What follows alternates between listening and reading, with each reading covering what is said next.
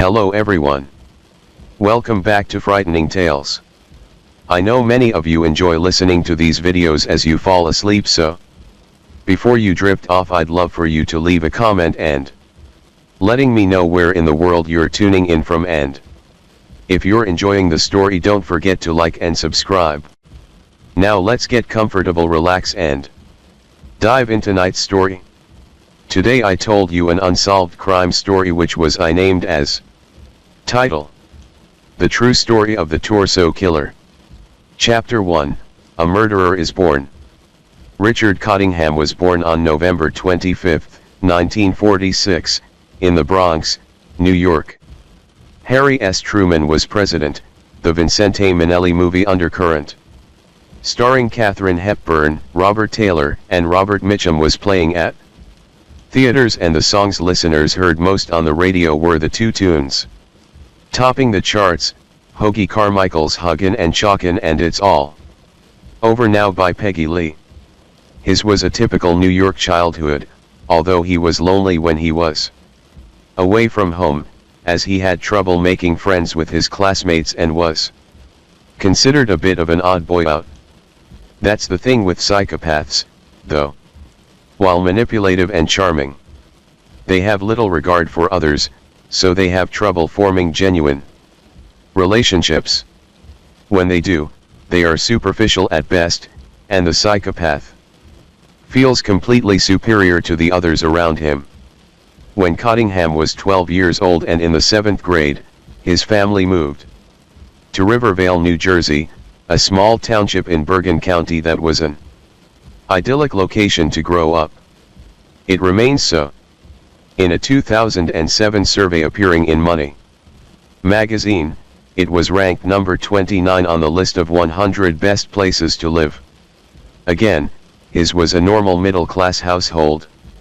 His father worked in insurance, and his mother was a homemaker who, according to Truman, doted on her son and his two younger siblings. They lived in a large split-level house with plenty of space for 3 kids on Cleveland Avenue in Rivervale. It was a great area to grow up in, said Newman. There were plenty of parks, open space, and his was a family full of love, Newman added. I know his mother was devoted to him, Cottingham's former classmate said. Cottingham attended St.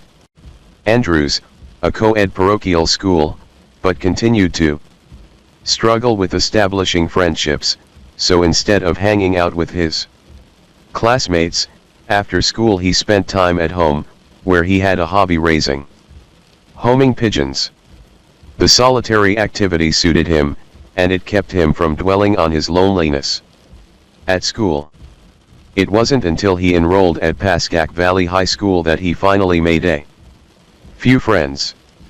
I met Richard on the athletic field, said Newman, who was numb with horror, after learning that the classmate who'd lived just 2 streets away from him had taken the lives of at least 5 women.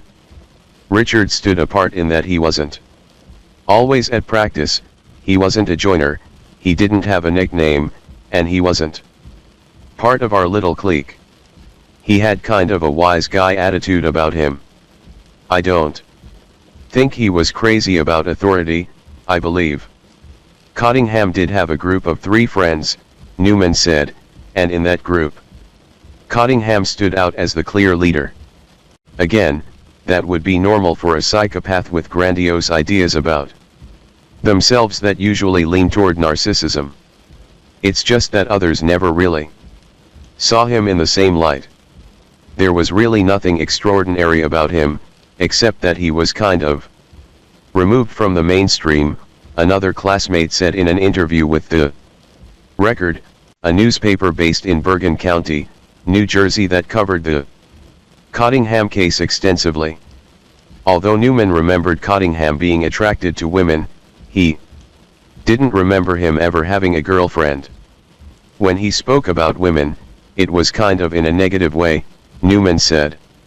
I certainly remember him talking among his friends and perhaps in gym class about what girls attracted him. Cottingham, it seems, liked a certain type of woman. he would talk about the girls in class or the girls out on the street who were better endowed, larger breasted. That just sort of seemed to be a key attraction for him, his former classmate remembered.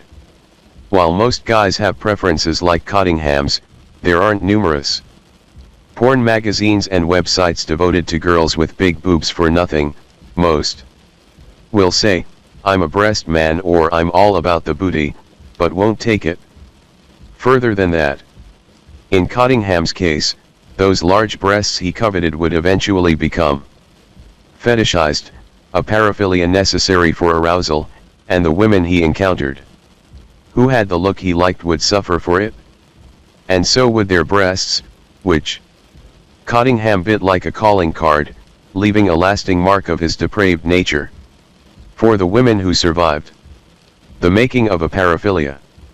Psychologists describe paraphilia as abnormal sexual desires that may include extreme or dangerous activities. According to experts, paraphilias can include fetishes, such as Cottingham's penchant for large breasts, exhibitionism, pedophilia, frotteurism, the desire to rub one's genitalia against a non-consenting person such as someone on a crowded subway, for example, transvestitism, the desire to wear women's clothing, voyeurism, sexual masochism, the desire to be humiliated, abused or subjugated during sexual activity as a way to achieve sexual excitement, and sadism, the desire to inflict pain or injury on another in order to be aroused. While some are perfectly harmless, others, such as frotteurism, sadism or necrophilia, for example, can be illegal or deadly. In most cases, the individual with a paraphilia has difficulty developing personal and sexual relationships with others, say the experts at WebMD.com, who added that most paraphilias turn up during the teen years, and can last into adulthood, often diminishing over time. Men are 20 times more likely than women to develop a paraphilia, and although experts are not certain how they develop, most people can live normal lives, saving their paraphilic desires for either fantasies to accompany masturbation sessions or as part of mutually satisfying sex with a partner. For the dark, demented, and evil side of paraphilia, however, fetishes and desires often show themselves at a very early age, and rarely diminish, but instead bubble beneath the surface until erupting in a blood-soaked burst of violence. Cottingham, for example, had two forms of paraphilia, his fetish for large breasts, and his desire for sadistic sex that continued to escalate. He did not share his fetishes with a partner, but instead initially satisfied his urges with fantasy, until those fantasies were no longer sexually satisfying for him. He was then forced to bring his fantasies demonically to life through a series of savage murders that only grew more and more diabolical in nature. Eventually, Cottingham's list of fetishes, each one more cruel and barbaric than the one before, would lead to crime scenes that left even the most hardened police detectives and other law enforcement officials nearly speechless. These were very bizarre and bloody crimes, said Bergen County District Attorney Dennis Kahlo. Beheadings, burnt, chopped up. For Cottingham, it was nothing more than a game he played, albeit with completely unwilling partners. Tales of a dark side. These individuals hare very dark and perverse sexual fantasies from very early on, said forensic psychologist Louis Schlesinger, an expert in the field of serial killers. Usually, 10 to 20 years before any real activities take place, fantasies are born. Cottingham eventually blamed his own sexual sadism on pornography, which often starts with a Playboy magazine hidden beneath a mattress and evolves into other forms. More. It's a common trajectory with sadistic sexual serial murderers, said Ramsland, who said that their fantasies can be inspired by something as simple as a Catalog of women in their underwear, think the Victoria's Secret and Fredericks of Hollywood circulars that once arrived in many a mailbox, and continue to grow as they require more and more stimulation to reach the same levels of arousal. Part of that need for more stimulation stems from the way sexual serial killers fantasize. According to the FBI's Behavioral Science Unit, many sexual serial killers obsess over their fantasies, spending more and more time preoccupied with the fantasy, which becomes more detailed with passing time. Many serial killers have confessed to a morbid preoccupation with fantasy during childhood, said Scott A. Bond PhD, in an article appearing in Psychology Today. For example, Ed Kemper, the co-ed killer, who was severely abused as a child by his mother, has said, "I knew long before I started killing that I was going to be killing, that it was going to end up like that. The fantasies were too strong. They were going on for too long and were too elaborate." Add masturbation to the mix, and the fantasies, which in Cottingham's case included images of himself torturing women who were at his mercy, become mingled with the sexual desires of the sexual serial killer, and they in almost all cases grow more and more intense. The calling card is like a fingerprint. Just as important as the compulsion to bring the fantasy to life is the element or elements that are unique to a particular murderer, experts say. As a person dreams and thinks of his fantasies over time, he develops a need to express those fantasies. Most serial killers have been living with their fantasies for years before they finally bubble to the surface, according to Robert Keppel. In the book Signature Killers, an exploration into why serial sexual murderers develop personalized elements that are present at every crime scene, as important as a signature on a piece of art. For Cottingham, the most common signature was savage bite marks on the breasts of his victims, which became more horrific with each incident. Others want more, and if that is what arouses them, they will continue to get more extreme, said Ramsland. Not all serial killers are sadistic sexual murderers. Those who are tend to become very extreme with what they do to their victims. Cottingham went over the edge. The meaningless of others.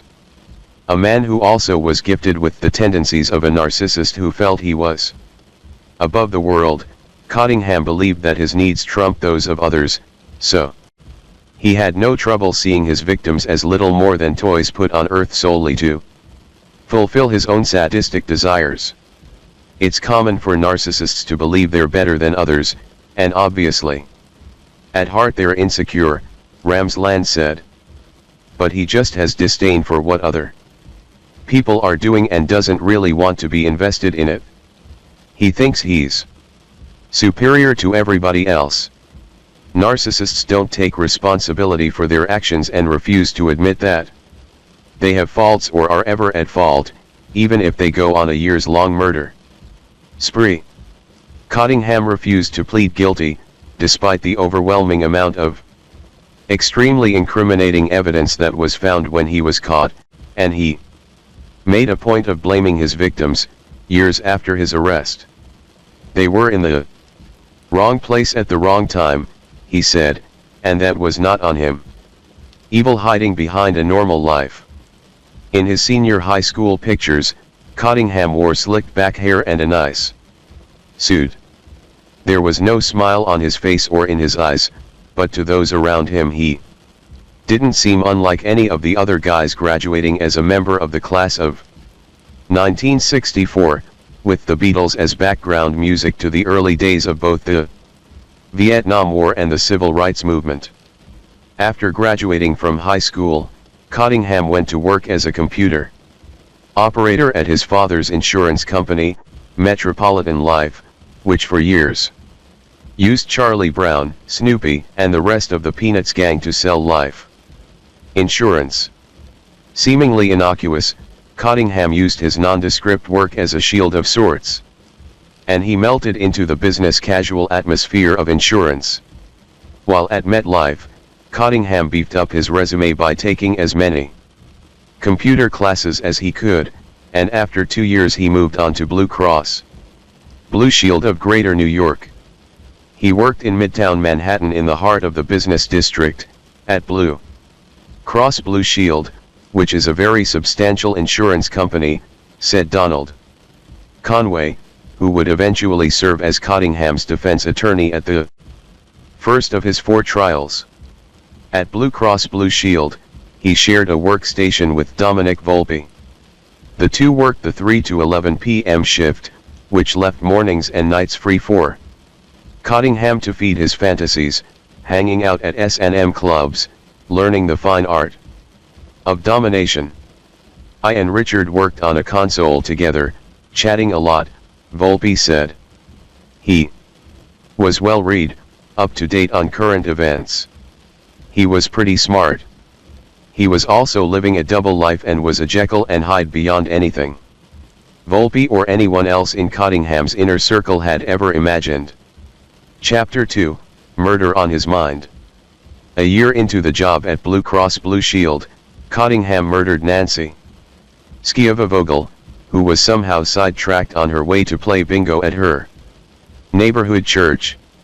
It was on Friday, October 27, 1967, and 29-year-old Nancy told her husband of 9 years, Henry, that she was going out to play bingo at St. Margaret Roman Catholic Church in Little Ferry, New Jersey. Henry wasn't worried because bingo was a regular tradition in the predominantly Italian Catholic neighborhood. But when the late-night news was over and Nancy still wasn't home, he started to worry. And when the mother of 2 still hadn't returned home by the next day, which was totally out of character for the loving mom, a frantic Henry reported her missing. Police launched a search but turned up nothing in or around the neighborhood, suggesting anything had happened. A gruesome discovery. On Monday, however, 2 12-year-old girls had just gotten home from school at St. Francis Parochial and were in the upstairs bedroom of one of the girls when they noticed what looked like a waxy mannequin in a car on the street below. They went to investigate, and after looking inside the vehicle and seeing that it wasn't a mannequin after all, ran to the house of a neighbor, who summoned police. The 1964 Door Rambler Nancy had been driving was parked on Homestead Place near a neighborhood park. Inside the car, police found the missing housewife, beaten and strangled. She was naked and her hands were tied in front of her, bound with a thin nylon cord.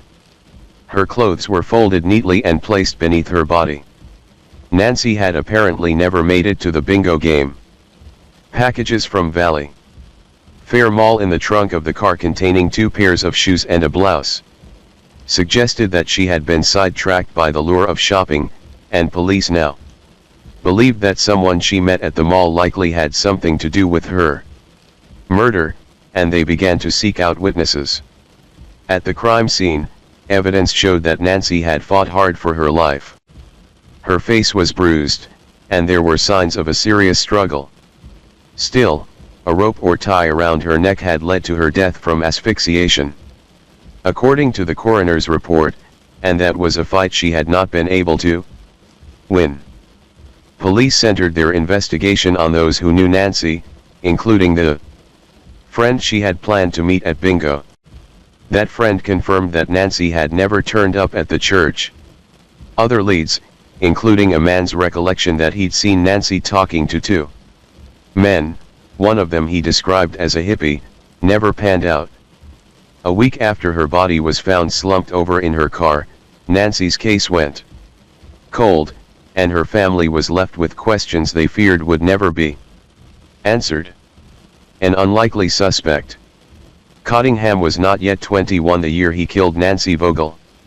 The two both lived in Little Ferry, New Jersey, and Nancy likely thought little of it when Cottingham approached her car after running into her at the mall.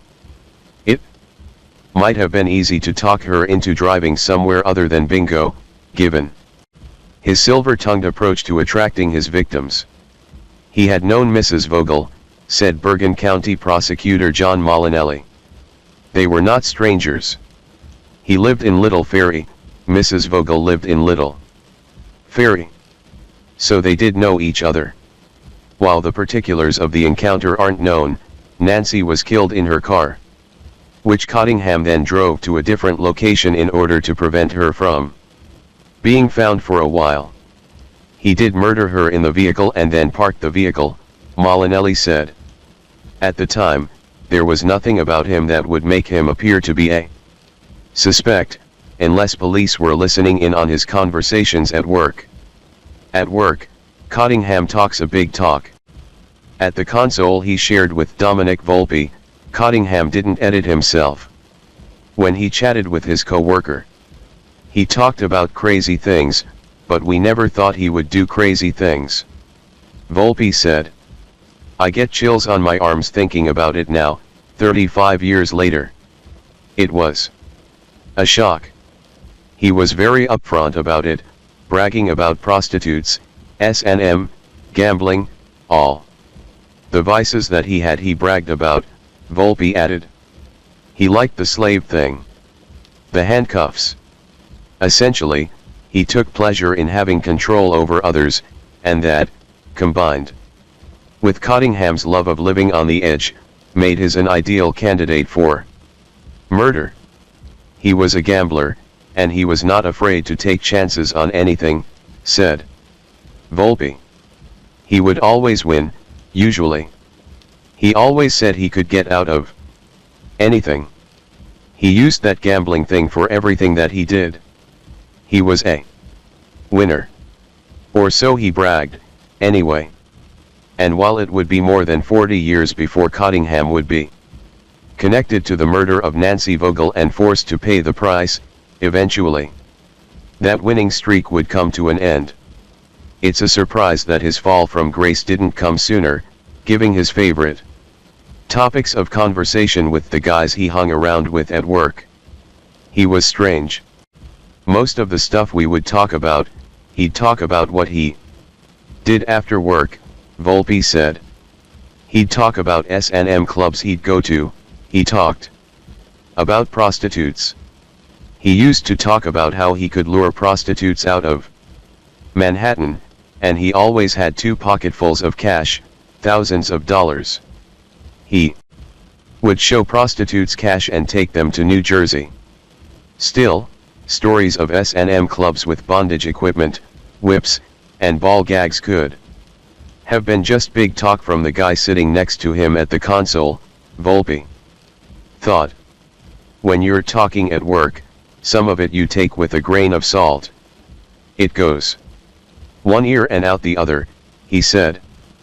But the narcissist in Cottingham felt so untouchable that he talked a totally truthful game at work about his nighttime escapades, and was not one bit shy about sharing his dangerous BDSM activities with his co-workers.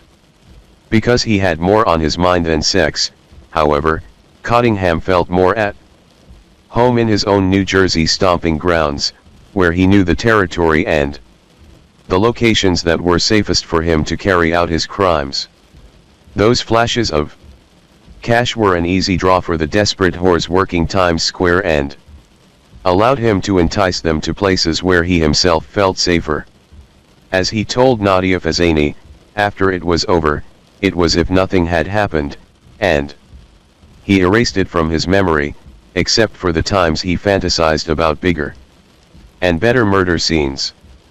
But even if his mind was able to put aside his crimes, his body sometimes gave him away.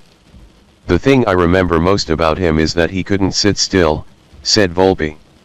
He would be sitting in his office chair shaking, his legs were shaking, his back was shaking, and he would keep that up for a whole shift, for 8-9 hours straight. With an off-hours life like that of Richard Cottingham, anyone would be a bit jittery.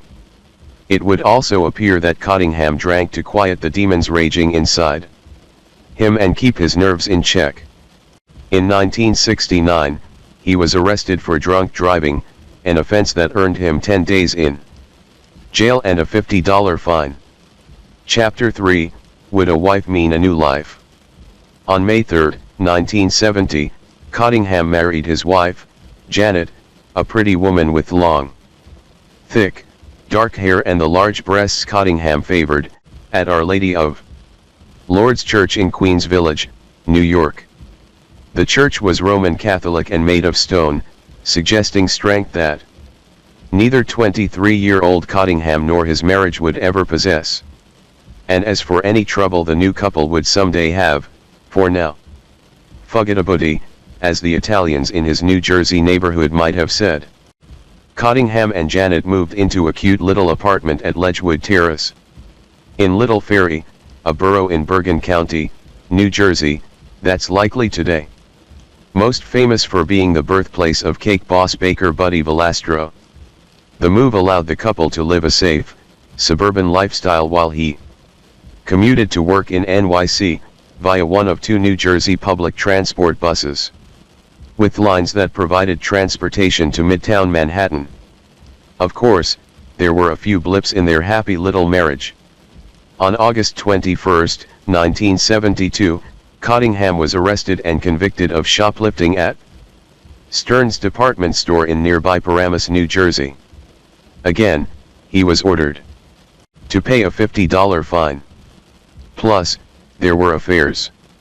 Apparently Cottingham's sexual urges weren't completely satisfied by his wife, who might not have been into the bondage and discipline fantasies he'd had since he was young, or by the prostitutes he bragged about picking up to his co-workers. He was, it seemed, always wanting more. On September 4, 1973, about a month before his first child was born, he was arrested on robbery, assault, and sodomy charges, although those charges were ultimately dropped.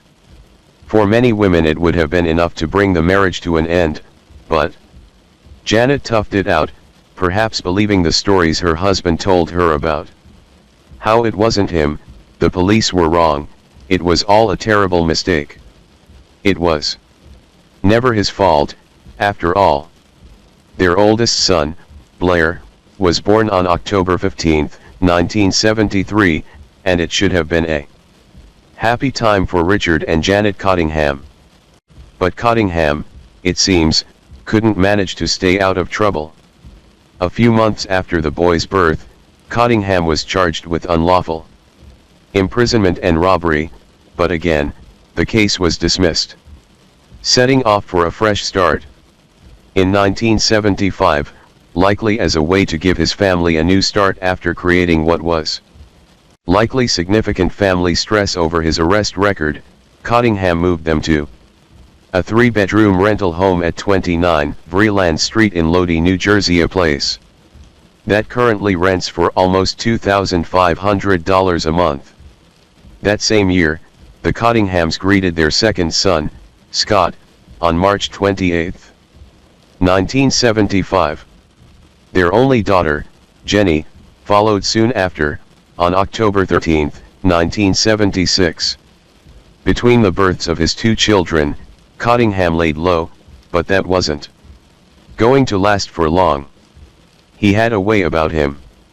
Soon after their last child was born, Cottingham began an extramarital affair with a woman named Barbara Lucas. The relationship lasted for 2 years, ending in 1980. Throughout their affair, Cottingham was raping, killing, and mutilating women and then going home to either his wife or his girlfriend, without a care in the world. That was the psychopath in him. Most serial killers are psychopaths. It is the personality disorder that can allow them to commit a homicide and then deal with their family as if nothing has happened, said FBI profile Mark Safarik. One of the attributes that makes them successful in getting away with these crimes is not so much that they're really smart, some are, but many are not, it's that they're psychopaths. They're unaffected emotionally about the crime itself. 20 minutes after murdering and raping somebody and dumping their body in a ditch, they can act completely normal and be unaffected by the crime. It's this appearance of normalcy that enables them to blend into society. It's not that they're really intelligent. It's just that they make a plan and learn to be better killers from their mistakes. And if a wife, a girlfriend, and victims weren't enough, Cottingham still had a certain charisma that allowed him to attract other women, who never felt apprehension when approached by the sexual sadist. "I always had the ability as a young fellow to attract women," he told Fazzani when she visited him at New Jersey State Prison in Trenton, New Jersey. He attributed his way with the ladies to his fearless approach. "You know, it's one of those things you can't explain. If I went to a bar, very rarely would I walk out without a woman. Because I could understand the psychiatry, the psychological effect of how to pick up women, what they were looking for. I would always go to the prettiest ones because most men were afraid, and they'd go to the average-looking girl or the average person, the heavy-set one that they figure would be an easy catch. I would go for the sharpest girl in the place." And as his former co-worker said, he usually scored. Cottingham was, for whatever reason, a winner. "Sometimes I'd go out with girls for 2-3 months, then we'd just part ways," he said casually, not in any way hinting at the words that would follow. "But sometimes I would kill them. And nobody knew a thing. A madman hiding in plain sight." That confidence, along with his underlying psychopathy, the characteristic that allowed him come home and eat dinner with his family after committing a murder, made it easy for Cottingham to live a double life. Many serial killers hide in plain sight within their communities, according to the FBI. Serial murderers often have families and homes, are gainfully employed, and appear to be normal members of the community. Because many serial murderers can blend in so effortlessly, they are oftentimes overlooked by law enforcement and the public. Because they can go quite some time living completely under the radar, it makes them brazen, and that is usually when they slip up. As serial killers continue to offend without being captured, they can become empowered, feeling they will never be identified. As the series continues, the killers may begin to take shortcuts when committing their crimes. This often causes the killers to take more chances, leading to identification by law enforcement. It is not that serial killers want to get caught, they feel that they can't get caught, according to the FBI. It would take Cottingham quite some time to slip up, however. Chapter 4, Woman's Disappearance Triggers Concern. It was just a few weeks before Christmas of 1977 when Mary Ann Carr went missing from the Ledgeview Terrace apartments where she lived with her husband. The 26-year-old X-ray technician had been planning to meet with her mother-in-law while her husband was away from home on business, but she never showed up. By the time her husband returned home, family members were frantic, and immediately called the police. "We received a call that a young married woman was reported missing from her Little Ferry, New Jersey, apartment complex under suspicious circumstances," said Lieutenant Alan Greco of the Bergen County Sheriff's Department in New Jersey. When police arrived at the scene, there were no clues as to what might have happened to the pretty X-ray technician. There did not appear to be anything broken in the apartment, and we had no indication at all as to what had happened, said Greco. There was a witness, a neighbor who lived in the same garden apartments as the Carrs, who saw something strange, however, that for a time put Mary Ann's husband squarely under the police microscope. He saw a person in his rear-view mirror that he thought was Mary Ann Carr's husband, Greco said. Her husband, however, had a solid alibi, and the lead went cold. It would be years before police realized that Cottingham looked a lot like Mary Ann's husband and connected her murder to him through the calling cards he left behind. Mary Ann's horrifying last hours. No one knows how Cottingham was able to entice Mary Ann Carr into his vehicle on the day she disappeared. Maybe they talked about the apartment complex, maybe he used Ted Bundy's ruse and pretended to need some help. Whatever the case, Cottingham abducted Mary Ann from the apartment parking lot and then took her to a hotel where he raped, tortured, and murdered her. He then tossed her body away like so much trash. On December 16, 1977, Mary Ann Carr's body was found in the parking lot of the Quality Inn motel, her body dumped between the curb and the chain link fence surrounding the motel parking lot, Grieco recalled. Mary Ann Carr's body had ligature marks on the wrists and the ankles from handcuffs, and she had a ligature mark along her neck, said Philip Kahlo, who would later serve as the district attorney who prosecuted Richard Cottingham. Her body was covered in bruises, on her arms, her shoulders, her breasts and thighs, and her right cheek had hemorrhaged, as though she's been struck in the face with a blunt object. The left leg of her crisp white pants had been cut, and a bunch of her hair, also cut, had fallen onto her right thigh, stark against her light-colored uniform. According to reports, her shoes, her coat, and her purse were all missing, and residue from tape was found around her mouth. The most telling evidence, however, was a severe bite mark on her breast, but it would be years before police would be able to recognize that savage bite mark as their killer's gruesome calling card. Still, the bruises and evidence of sexual assault did not yield enough clues to give officers the solid evidence they needed to track down Mary Ann's killer. You have to have the investigation to lead you in a particular direction.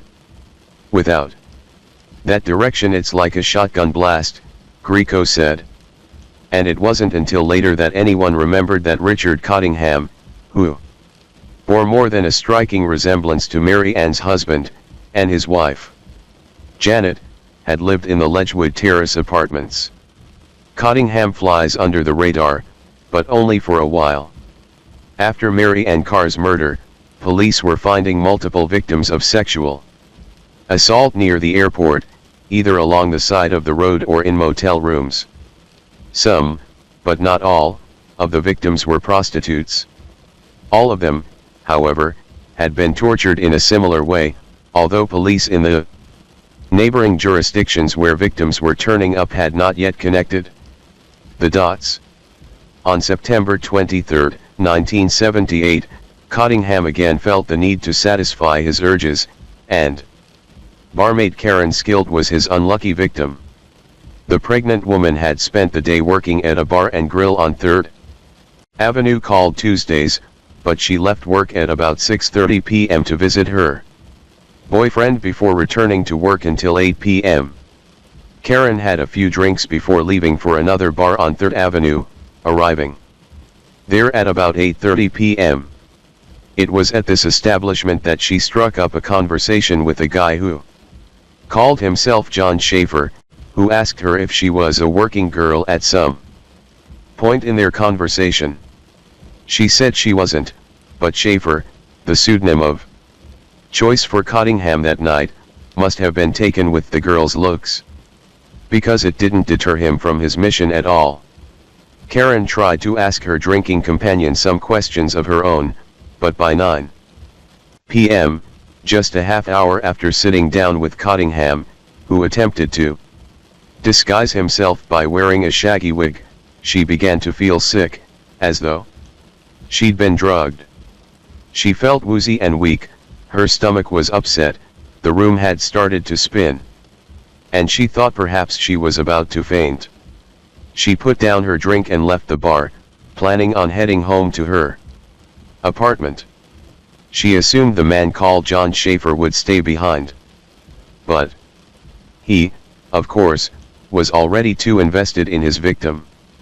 His fantasy was already raging in his head, so he got into his car and followed her down 3rd Avenue. The chase begins. As he watched her walk, stumbling a bit as she headed for home, he pulled over and asked her if she needed a ride, pretending to be nothing more than a caring new friend. Karen, too disoriented to make her way home, said yes, and got into Cottingham's car, almost immediately passing out. When she woke up, they were on the New Jersey Turnpike, and Cottingham was shoving 3 blue and red capsules called Tuinal, the date rape drug of choice, before Rohypnol came along, in her mouth and forcing her to swallow them. She then felt a burning pain in her breast before she passed out again. She was still unconscious at 9 a.m. the next morning, when Little Ferry Police Department Patrolman Raymond Auger found Karen's near-lifeless body stuffed in a drainage ditch behind a car at the Ledgeview Terrace apartment building, the same one where Richard Cottingham had once lived. Her shirt was pulled up, exposing her breasts, one of which had been burned by a cigarette and brutally bitten, and her pants were undone and pulled down around her ankles. She was missing her coat, scarf, and purse, and police would later find out a prized ring was also gone. The 5'5" woman was 22 and pregnant, and her life would never be the same. Police immediately started CPR, bringing her back from the brink of death, and when Karen finally awoke in a bed at Hackensack Hospital, she could barely remember anything about the night before, thanks to the drugs Cottingham had given her. Tests concluded she had a cocktail of both secobarbital and amobarbital in her system. Today, secobarbital is one of the most commonly used drugs in physician-assisted suicide, and was linked to the death of Judy Garland, made famous for her role as Dorothy in The Wizard of Oz. With no real clues and little more than a vague description of the man at the bar, police were stymied, and Karen's case would soon grow cold. Hers would not be the only one. Another woman survives torturous night with Cottingham. Susan Geiger could have gotten away with never spending quality time with Richard Cottingham if she hadn't given him her phone number on October 10, 1978. But on the night he approached her for a date, offering her $200 for sex, she was all booked up for the night, so she handed him her digits. He called the next day, and they set up a time and place to meet. At midnight in front of the Alpine Motel, Susan met Cottingham. They headed over to the Irish pub Flanagan's on 1st Street, not far from the Queensboro Bridge. Once they got settled, Cottingham told Susan his name was Jim, and then offered the truths that he was married with 3 kids and lived in New Jersey. He also said he worked in computers, and had won a bunch of money gambling. He showed her his haul, and when she left to visit the restroom, he ordered screwdrivers, thinking the orange juice would mask the taste of the drugs he'd dropped into the drink while she'd been away from the bar. Almost immediately, things got hazy for Geiger. She remembered riding in a dirty green Thunderbird. She remembered waking up in a hotel room with the man she knew as Jim sexually assaulting her. She recalled being whipped severely with a piece of green garden hose. She woke up the afternoon of the 12th on the floor of room 28 of the airport motel in Hackensack, New Jersey, bleeding from her vagina, rectum, breasts, face and mouth. Her earrings had been ripped from her ears, and they were also bleeding. Her purse was missing. Susan called police, and then stumbled out into the sunshine to wait for them to rescue her. Police again make horrific find. When Captain John Agar of the South Hackensack Police Department pulled up, he saw a woman with her clothing torn and ragged, her lips swollen and bloodied from being savagely beaten, her thoughts incoherent and rambling from having been drugged. In the room, Crime scene analysts found towels stained with semen, which they quickly sent off to the crime lab. The towels revealed a single clue: their suspect was a man with type O blood. At Hackensack Hospital, Susan, who was also pregnant, was linked to Karen. Because her breast had also sustained a serious injury that was clearly a bite. She was also covered with bruises, likely from the stretch of green garden hose that had been Cottingham's weapon of choice that night. But bite marks and type O blood were little to go on. Police were again at a dead end. Chapter 5, Prostitutes Made for Easy Prey. Times Square was a seedy underworld during the years when Richard Cottingham was on the prowl. And although he sometimes had a specific type that he chose when he went hunting for victim, and many of his first victims were the brunettes with long hair and voluptuous breasts that he loved, he later specifically targeted prostitutes, which were easy to find in nearby New York City, the city that never sleeps. The city was just recovering from near bankruptcy, and the Rogers and Hammerstein era of Oklahoma had given way to drug dealers, dive bars, hookers, and hourly hotels where they could make a living. New York City at that time was a very different place than it is now. The Times Square area was a virtual cesspool, Kahlo said. Porno houses up and down the block and street walkers for blocks around. The city's heartbeat was the epitome of urban decay. Alan Tannenbaum, who worked as a photojournalist for the Soho News around the time that Cottingham was also taking advantage of the girls' desperation, recalled the NYC that was Cottingham's playground. It was quite funky, very seedy, he said. Prostitution was rampant, it was all over the place. The girls would work on these corners by the subway entrances, close to the peep shows. It was pretty obvious who was a working girl. But the city was still a draw despite its new dangers, and many of those girls working the streets were from the Midwest and were aspiring to be actors or dancers or singers on Broadway thanks to movies that had glamorized the city as a place where dreams are made. Midwestern girls were particularly vulnerable. Most of the women working Times Square were Midwestern girls who still harbored hope that they could live the dream life offered by the enticing Big Apple, as intoxicating as Eve's Garden of Eden fruit for those with lives had nothing really going for them. The starry-eyed girls stepped off the bus with supersized dreams but usually wound up with a pimp instead of a producer. That's because supersized dreams come with supersized budgets, and a lot of those girls arrived with very little money. That made them easy recruits for the pimps who populated the bus stations looking for naive girls who really had no place to go. Many girls would get off the bus nearby and get enticed by pimps who would put them to work, said Tannenbaum, who snapped more than a few documentary-style photographs during his time with the Soho News. Those girls were often naive or on drugs, both of which made them easy targets. First for pimps, then for murderers. They were happy to call Cottingham master for a few hours if it meant they were off the streets, and some never imagined that the nondescript guy, slightly pudgy with brown hair cut into a classic 70s style with a deep part, side-swept bangs, and short sideburns was evil incarnate.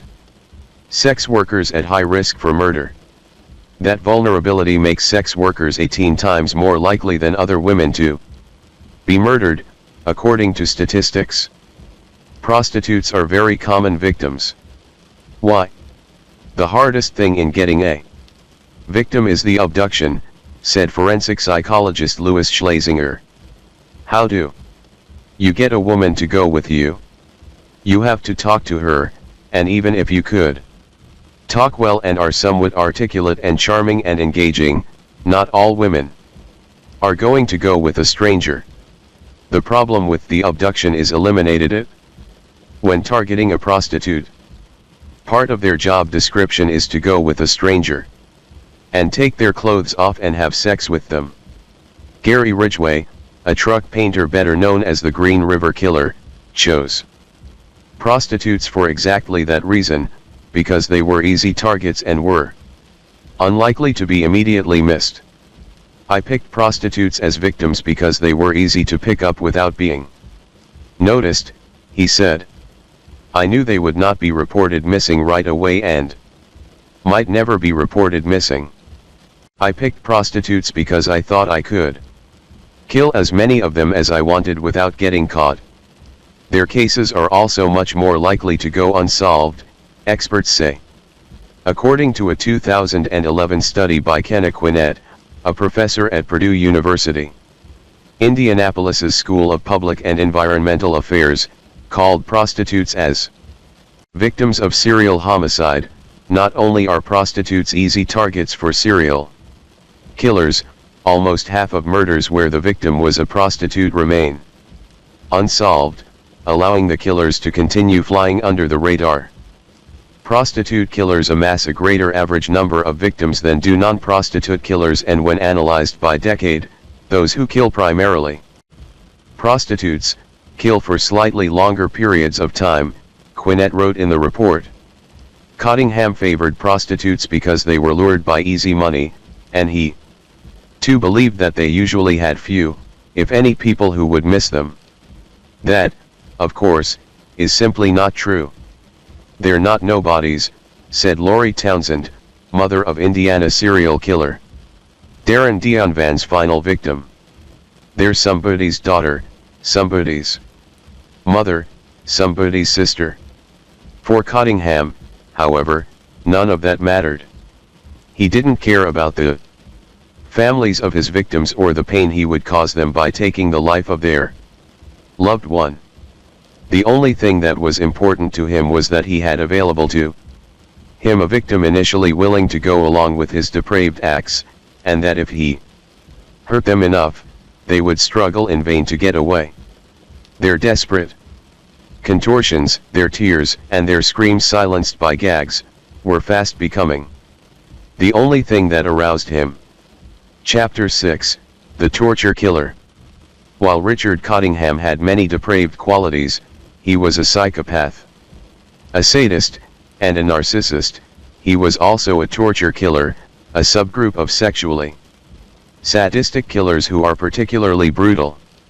In reality, killer Richard Cottingham belonged to a subgroup of sexually sadistic serial killers who try to satisfy their self-consuming need for sexual arousal through torturing their victims. The victim's pain and terror are a stimulus to the killer, driving him to a greater frenzy that only serves to intensify the level of the victim's torture until the killer's lust is momentarily satisfied, wrote Robert D. Keppel and William J. Burns in their book, Serial Violence: Analysis of Modus Operandi and Signature Characteristics of Killers. To get to this level of sexual gratification, torture killers are most adept at luring victims, capturing them, and then springing their traps. Most are smooth talkers and beguilingly charming but deceitful and ultimately lethal. Torture killers use all sorts of conventional and innovative approaches to con their victims into a false feeling of safety. They flatter and flirt, offer rewards, especially money, hold out the promise of satisfying exactly what they perceive the victim wants, and speak directly to the victim's needs. It's all a ruse made to look innocent, to trick a potential victim into stepping into the killer's world.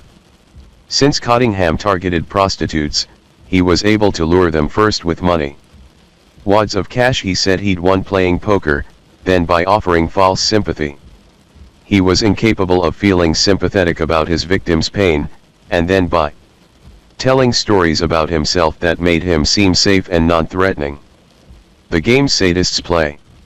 According to Dr. Elizabeth Yardley, director of the Center for Applied Criminology at Birmingham City University in England, that ruse, appearing friendly, perhaps vulnerable, is all part of the twisted game torture killers play.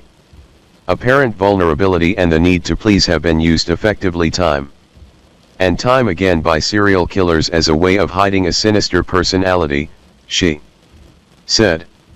Some of the world's best known serial killers have a frightening ability to manipulate those around them, pressing the right buttons in order to present themselves in a false light.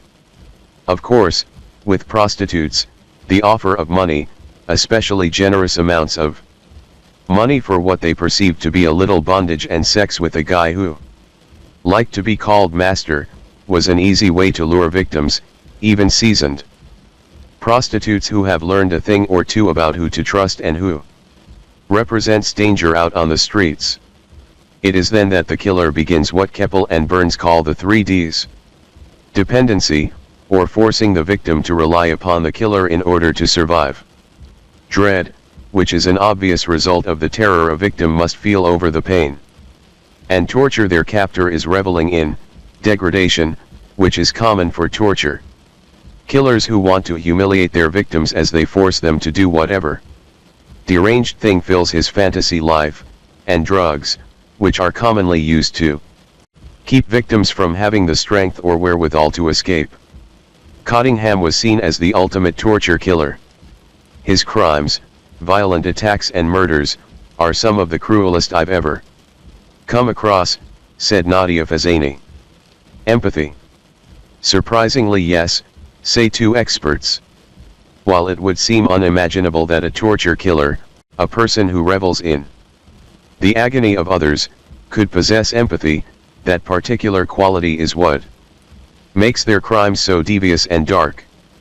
According to Jack Levin and James Allen Fox in the book Serial Murder and the Psychology of Violent Crimes, sadistic serial killers have to have empathy for their victims, even a heightened sense of empathy, because understanding their pain is what gives them so much pleasure and allows them to more easily coerce their victims. We believe that lack of empathy is one characteristic of sadistic killers that has been accepted far too uncritically by psychologists and criminologists alike, the two wrote. Many investigators have indeed argued, based on superficial familiarity with serial murder cases, that sadistic serial killers are incapable of appreciating their victims' pain and suffering. Cottingham himself said killing was little more than a game, but it was a high-stakes game that was solely focused on his pleasure. Killers who do not understand their victims' feelings would be incapable of conning them effectively. For example, Theodore Bundy understood all too well the sensibilities of female college students who were taken in by his feigned helplessness, Levin and Fox wrote. He trapped attractive young women by appearing to be disabled and asking them for help. Second, a well-honed sense of emotional empathy is critical for a sadistic killer's enjoyment of the suffering of his victims. For sadistic objectives to be realized, a killer who tortures, sodomizes, rapes, and humiliates must be able to both understand and experience his victim's suffering. Otherwise, there would be no enjoyment or sexual arousal. Thus, he feels his victim's pain, but he interprets it as his own pleasure. Indeed, the more empathic he is, the greater his enjoyment of his victim's suffering. Don't get it twisted. Empathy and sympathy are not the same. But empathy, the understanding of the pain he was causing his victims, is not to be confused with sympathy. Cottingham understood that his victims felt pain, but that was his pleasure. He certainly didn't feel bad about it. Cottingham is pretty much a very classic serial sexual murderer, said Schlesinger. The best way to understand serial sexual murderer, sex and aggression become fused and the aggressive act becomes eroticized. In regular sexual intercourse there is some level of pain, Schlesinger added. For serial sexual murders, the erotic pain of a gentle bite, nails scratching across a back, for example, become the nipples Cottingham nearly severed from most of his victims as he watched their faces contort in pain, tears rain from their eyes. All of it gave him the arousal he needed to then continue the torture with brutal rapes. These really take on a life of their own, Schlesinger said of the paraphilia and erotic triggers that excite serial sexual murderers. Years after Cottingham had been put away, said Keppel, who studied numerous serial killers including Ted Bundy and Gary Ridgway, as I tried to figure out what could drive the sexually sadistic serial killer subtype, I kept asking myself what it was that ultimately intrigued me about the Cottingham cases. Partly it was the level of sadistic torture that Cottingham acted out on his victims. He didn't kill them and desecrate their bodies, he forced them to experience pain and humiliation before he killed them. Then he desecrated their bodies. Death wasn't Cottingham's true motivation, torture was, which is why some of his victims survived to take the stand after Cottingham was captured and put on trial. If the victim died before Cottingham was fully satisfied, he then turned his attentions to the corpse, defiling his victims' bodies in unimaginably horrific ways. I never had encountered this kind of dark evil in any of the subjects I covered.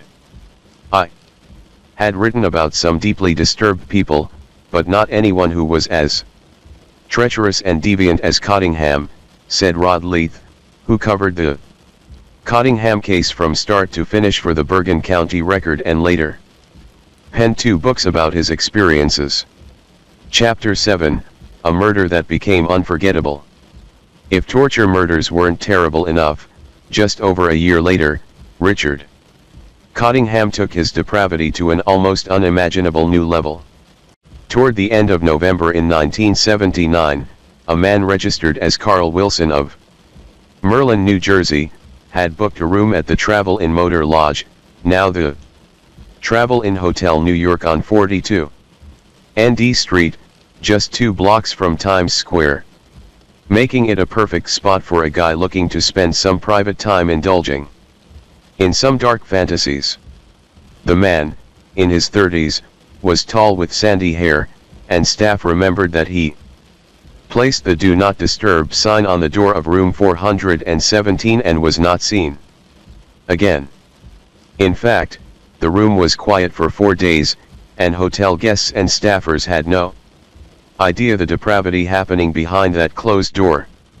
After booking the room, Cottingham picked up 2 prostitutes, 23-year-old Dide Gudarzi, an immigrant from Kuwait with dark hair and high cheekbones who was working as a prostitute to make money to support herself and her infant child, and another woman in her teens or early 20s who remains a Jane Doe, and took them to his room.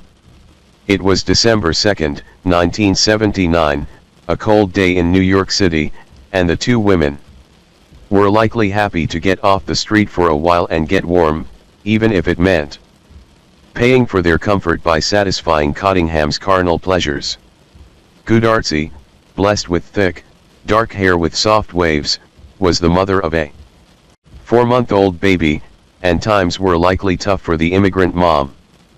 But she and her fellow working girl likely had no idea the horrors they would experience in that hotel room before they died. Torture becomes a sick game. Both women had been raped and tortured. Strange slash marks covered their torsos, but the wounds were shallow, done to cause pain and elicit fear but not to kill. The thing that's important, there were no penetrating wounds, said forensic pathologist Dr. Louis Napolitano, who described seeing curved cuts around the women's breasts, straight cuts beneath them. There were no knife wounds that penetrated into the body. There were all superficial. He's teasing them. I'm not doing anything to you to kill you right away. I'm not putting a knife in your chest or cutting or making you die right away. No, I want you to know I'm here doing things to you, Napolitano said. He's doing things to them to make them afraid, to have them subjugate to him. I'm doing this to you and I can make it worse. After Cottingham had had his fun torturing his victims, binding them together, Inciting unimaginable fear, he savagely raped and murdered them. Cottingham then mutilated their bodies by removed their hands and heads, and placed the women separately on the room's twin beds before he sprinkled an accelerant on the torsos and set fire to the hotel room. The bodies had been desecrated, said Greco. There was some attention paid to detail, however, because the women's clothes were folded neatly in the tub, the same level of attention he'd paid to the clothing of Nancy Vogel, although police did not make the connection at the time. Nobody knew who was responsible, added Colorado. It was a mystery. For Nadia Fazzani, who booked the room prior to her interview with Richard Cottingham in prison to get a sense of how those last hours might have been for the women, the space immediately caused her to feel the hairs on the back of her neck rise as a shiver ran down her spine. She intuitively knew she was standing in a place of pure evil, sorrow, and unimaginable horror. This is where it happened. I don't like it here, she said in an episode of the French program Investigations and Revelations, which included much of her interview with Cottingham. Not a good feeling. I feel like I'm in a horror film. She was not far from wrong. Cottingham's crime seemed snatched from the screens of some of the goriest and grotesque of horror movies, and he reveled in attempting to make his scenes the most macabre the world had ever seen. All fun and games. For Cottingham, however, the entire business was entertainment, a night of joviality in which he alone had the fun. I enjoyed it. It was a game, he told Fazzani.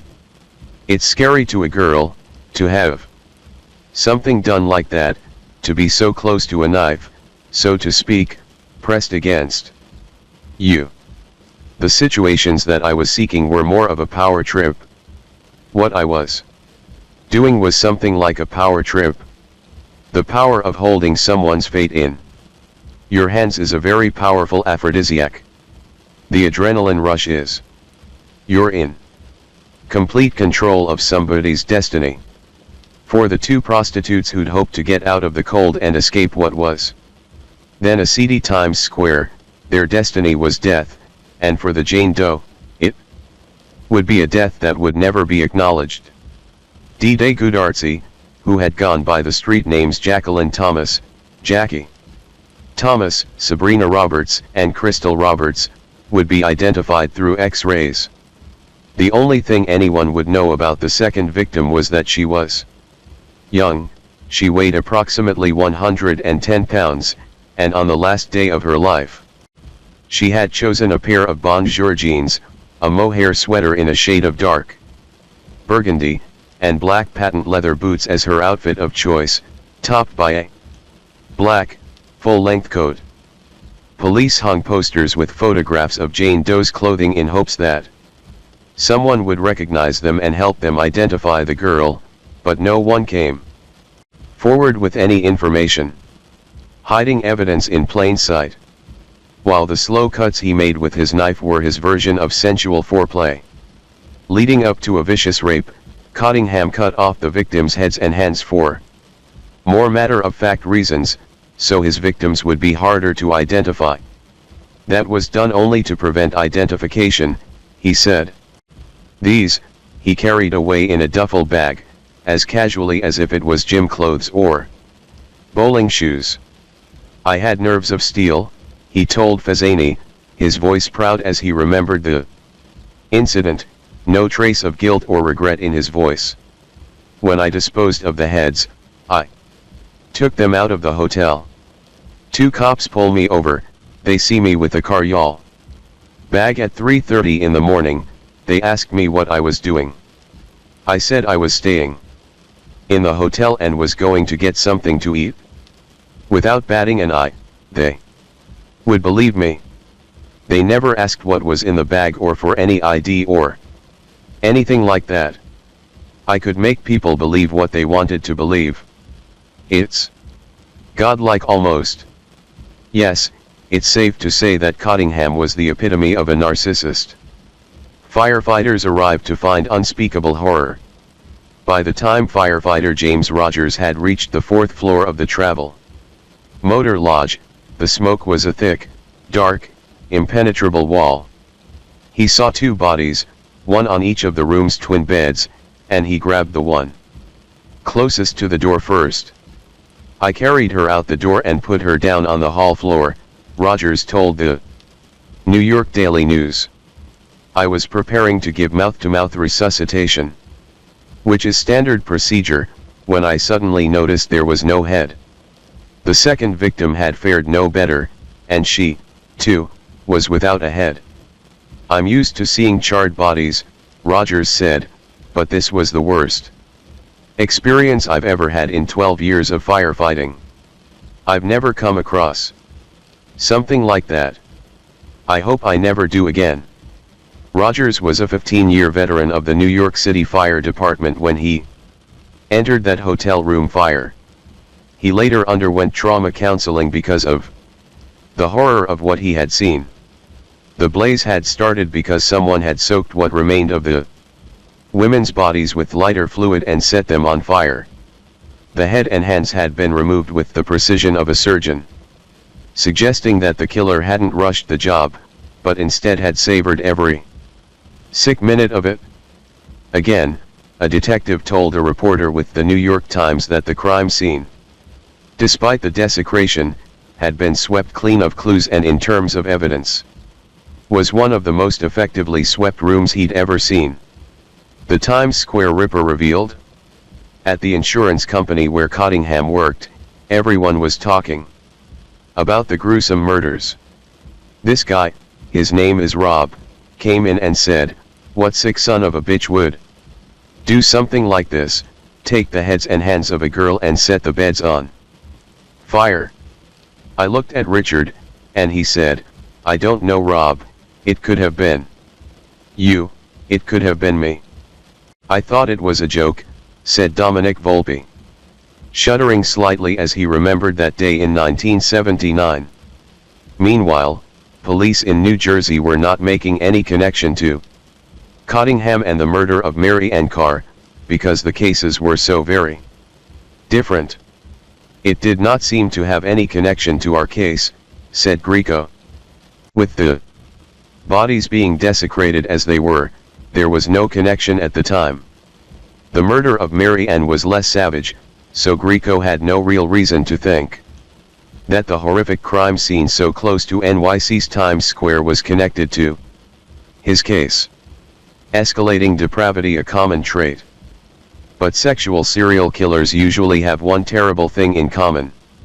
What is arousing at the beginning, rape and murder, for example, becomes less so, and the murders that follow tend to be more savage and complex. That progression is normal for the majority of sexual serial killers, according to Louis Schlesinger. They are like drug addicts in that they need more and more to feed their habit. And sometimes their drug of choice, so to speak, changes. About 70% of serial sexual murders will experiment at a crime scene and do something very, very different with one victim that they had not done with the others, such as cut their eyes out or cut their vaginas out and so on, he said. When an investigator without extensive experience in this field looks at it, one victim looks so very different that they're led to believe, at least from their own experience, that it has to be someone else. That's incorrect.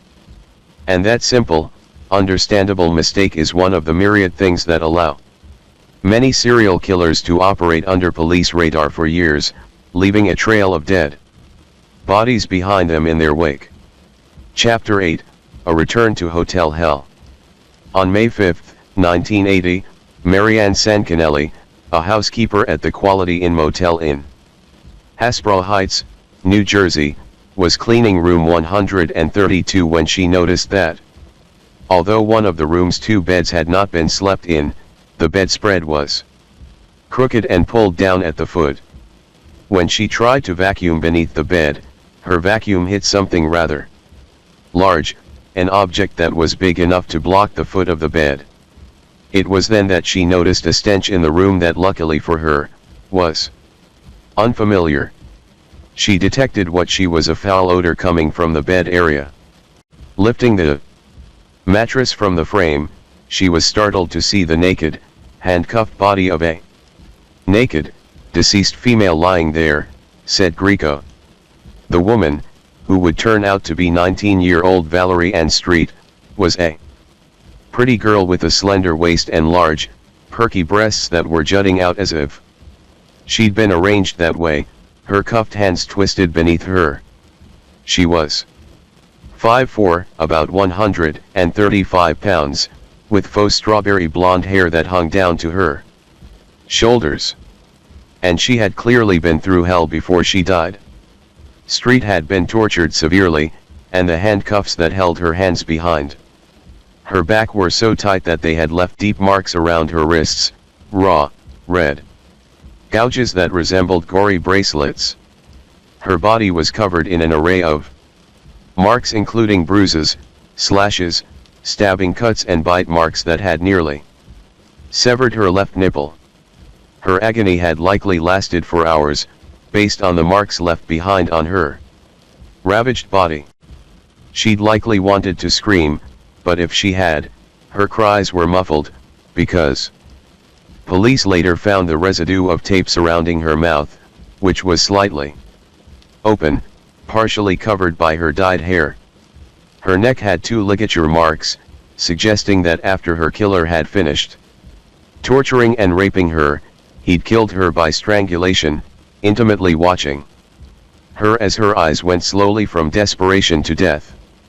On her lower back, there was an abrasion which had been made by a sharp object that we thought at the time was a knife, said Kahlo.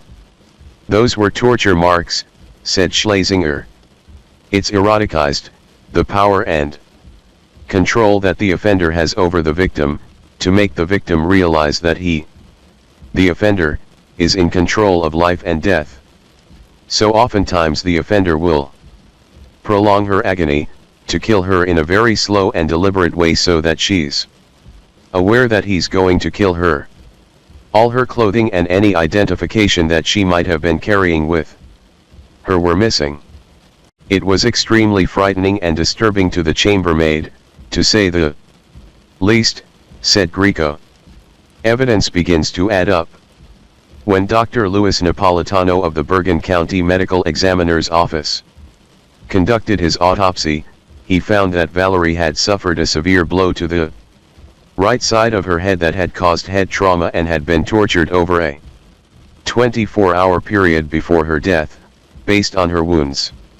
For more than a month, Valerie was held in the Bergen County morgue, because the only evidence left behind in the room was a single latent fingerprint on the set of handcuffs and a broken piece of earring. The hotel registry provided no clues, and no one knew her identity. Although Valerie had registered for the room herself, she'd used the pseudonym Shelley Dudley. She'd checked in at about 4:30 p.m. on May 4th, and never checked out. She was eventually identified by her fingerprints, which turned up in Florida crime files for a conviction on prostitution charges. Valerie had only been in New York City for 4 days. She'd left Florida on April 30th, and on May 3rd was working the corner of Madison Avenue and 32 N.D. Street.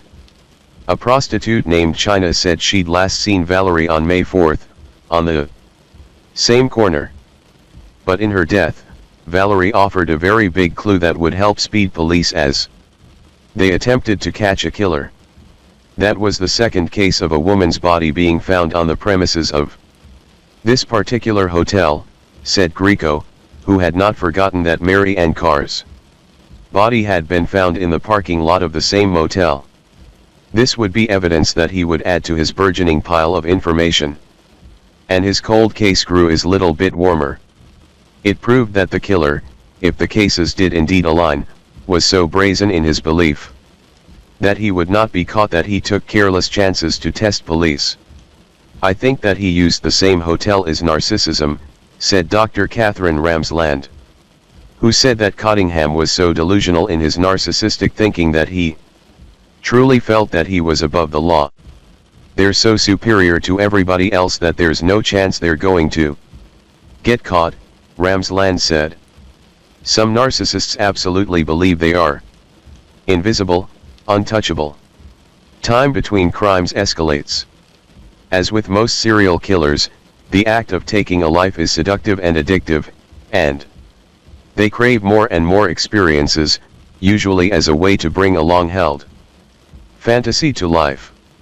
With serial killers, there's usually a cooling off period, and that cooling off period tends to get shorter and shorter as time goes on, according to Dr.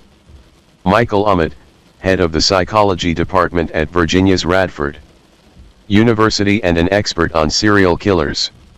Cottingham's cooling off period had decreased significantly, and just over a week later, on May 12, 1980, Cottingham dumped cocktail waitress Pamela Wiesenfeld in a parking lot in Teaneck, New Jersey. She had been drugged and beaten, and her breasts were also savagely bitten. A gruesome second fire. It was only 10 days after Valerie Ann Street, May 15, 1980, that firefighters were again called to a hotel, this time the Seville on East 29th Street, where they again found a mutilated young woman with multiple, deep bite marks marring her body. She had also been set on fire as a way to erase certain evidence.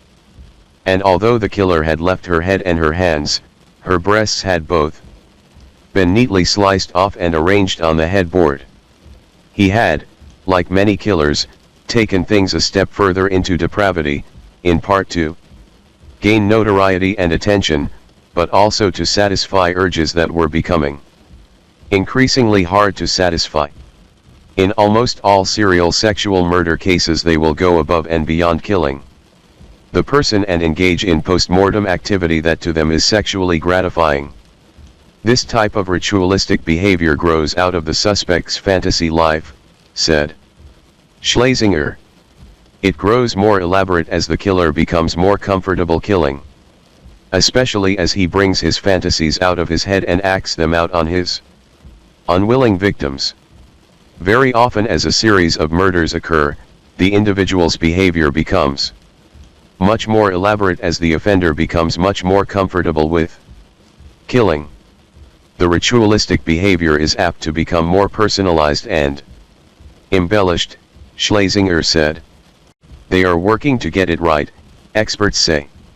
Serial killers keep on killing because they develop and embellish this fantasy until they have the perfect murder, added Dr. Ron Holmes, an Oregon-based coroner. Fingerprints, photos lead to victims' identification. Based on fingerprints, and after being identified through photos, the victim was later identified as 25-year-old Jean Rayner, a prostitute who worked the derelict Times Square area. So strong were the similarities between Rayner's murder and the earlier case that police had no doubt that it was the handiwork of the same killer. The calling card was clear due to the bites and the fire that charred Jean's flesh. But the killer had also spent some time cleaning up after his crime, and had virtually sterilized the room in an effort to keep from leaving behind any identifying clues like some careless criminals. One detective repeated the earlier words about Cottingham's other crime scene. That included fire, and said he had never seen a room so thoroughly cleaned.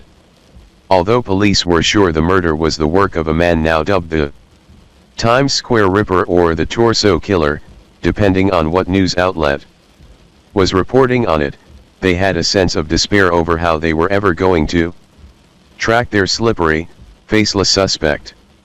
What they had: 2 hotels, at least 4 savagely mutilated women, 3 of them burned, and a suspect that might just as well be invisible. But finally there was a solid link between Valerie and Sheet, the women burned in the NYC hotel room, and the unsolved car case from back in 1977. And police in both jurisdictions would not be puzzled for very long. Trouble in Paradise. As police began piecing together an artful, evil, and complex puzzle, at the Cottingham home, there were signs of trouble. Perhaps the girlfriend of 2 years had gotten to Janet, because in April of 1980, Cottingham's wife had filed for divorce, charging him with extreme cruelty, especially for his refusal to have sex with her since late 1976. By then, it was likely that he was only able to get off while in the throes of savage sex, and he couldn't let Janet in on his secrets. His wife alleged he at times left the family without money for essentials and would not come home until 4 a.m. or 5 a.m., even though his shift at Blue Cross Blue Shield ended at 11 p.m., and he had chosen to go on vacation alone, leaving his family at home to swelter in the New Jersey heat. The complaint also alleged he visited Plato's Retreat, a heterosexual swingers club in Manhattan, and was a habitual patron of the gay bars and the bathhouses that peppered Manhattan. Cottingham wasn't happy at all about the unrest at home, and somebody would have to pay. Chapter 9, Leslie Ann Odell suffers to save countless victims. Leslie Ann Odell, a blonde who stood just 5'4", had only been working the corner of Lexington Avenue and 25th Street for about a week when she encountered Richard Cottingham, just a few blocks from where Marilyn Monroe filmed her iconic subway grate. Seen in The 7-Year Itch, Odell had arrived in the Big Apple by bus, having left her home state of Washington 4 days earlier, making the cross-country journey in hopes of living a better life. Unfortunately, she became one of the naive girls picked up by pimps at the bus station and was immediately put to work in one of the seedier sections of town. Like all the others, she'd arrived in town with very little money, just some long-held hopes for something different than what she'd known on the West Coast. The pimps knew their targets, and Leslie was easy prey. Unfortunately, the pretty 18-year-old also fit the description of what Cottingham liked in a girl. He called himself Tommy. And when he offered to take her out first, the girl had no idea that she would soon be fighting very hard for her life, no matter how she'd felt about it a few weeks earlier, when she ditched everything she ever knew and took a risk on the Big Apple. Cottingham first plied her with drinks as he droned on about his computer job and the house in the suburbs he had up until a month ago shared with his family, talking until nearly 3 a.m. He then played upon her desperation and offered to help her escape her situation in New York City by taking her to a bus terminal in New Jersey, away from the dangerous and powerful pimps who already controlled her. Hope rising. The grateful girl accepting Cottingham's offer, and was likely formulating a new plan for her life as they drove over the George Washington Bridge into Jersey. They stopped at an all-night diner called New Star Diner where Cottingham bought Leslie a steak, and they talked some more, until eventually Leslie agreed to have sex with the man she now saw as her rescuer for $100, money that would help her get away from her dangerous situation. She didn't even think that what was to come would be worse than anything she had experienced in the past week. The sun was coming up when Cottingham left Leslie in the car and checked into the Hasbrook Heights Quality Inn Motor Hotel, the same place he had left his last victim, Valerie Ann Street, stuffed beneath the mattress less than 3 weeks early. Unfortunately for Leslie, the clerk didn't recognize Cottingham as he handed over the keys to room 117. Keys in hand, Cottingham drove to the back of the motel and the two entered through a back door. He left Leslie in the room, telling her he wanted to move his vehicle to a more secure location, and he returned with a bottle of whiskey and a bag. Cottingham offered to give the Leslie a massage before they got started, and the exhausted girl rolled onto her stomach. He said he wanted to be my friend, she said. But friendship was the last thing Cottingham intended to offer the girl. He straddled her back as if to begin massaging her, but instead pulled a knife from his bag and held it to her throat to subdue her while he handcuffed her wrists together behind her back. He straddled her and began his torture routine, telling her that he derived pleasure out of torturing women, and that she was a whore and deserved every bit of the pain he was about to inflict upon her. He, flipping her over, made his first cut with his knife, and told her that he would soon be burning her breasts, her genitals, and her anus, taking delight in her pain and her struggles to escape.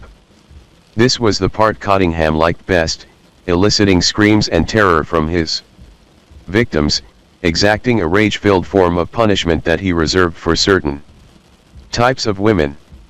He especially loved punishing prostitutes. Prostitutes are sexual service providers, and that offends many serial sexual murderers, said Schlesinger. As ironic as it sounds, many serial sexual murderers view themselves as highly moralistic and want to degrade prostitutes for behaving in what they consider to be impermissible sexual conduct, said Schlesinger. They're very mixed up sexually, so you would think they would understand prostitutes and relate to them, but they don't. They have a very twisted sense of sexuality. During torture, Cottingham said he enjoyed it, making superficial teasing stab marks on the bodies of his victims. It's a power trip, an adrenaline rush and aphrodisiac. You're in complete control of someone's destiny, Cottingham told Nadia Fazani.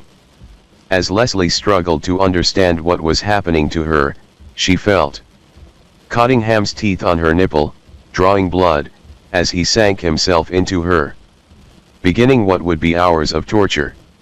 He bit her savagely, nearly tearing her nipple off as he pulled, and then licked her blood. Over the next several hours, Cottingham raped and sodomized Leslie, forced her to give him oral sex, beat her, sliced her with his knife, and escalated her levels of terror.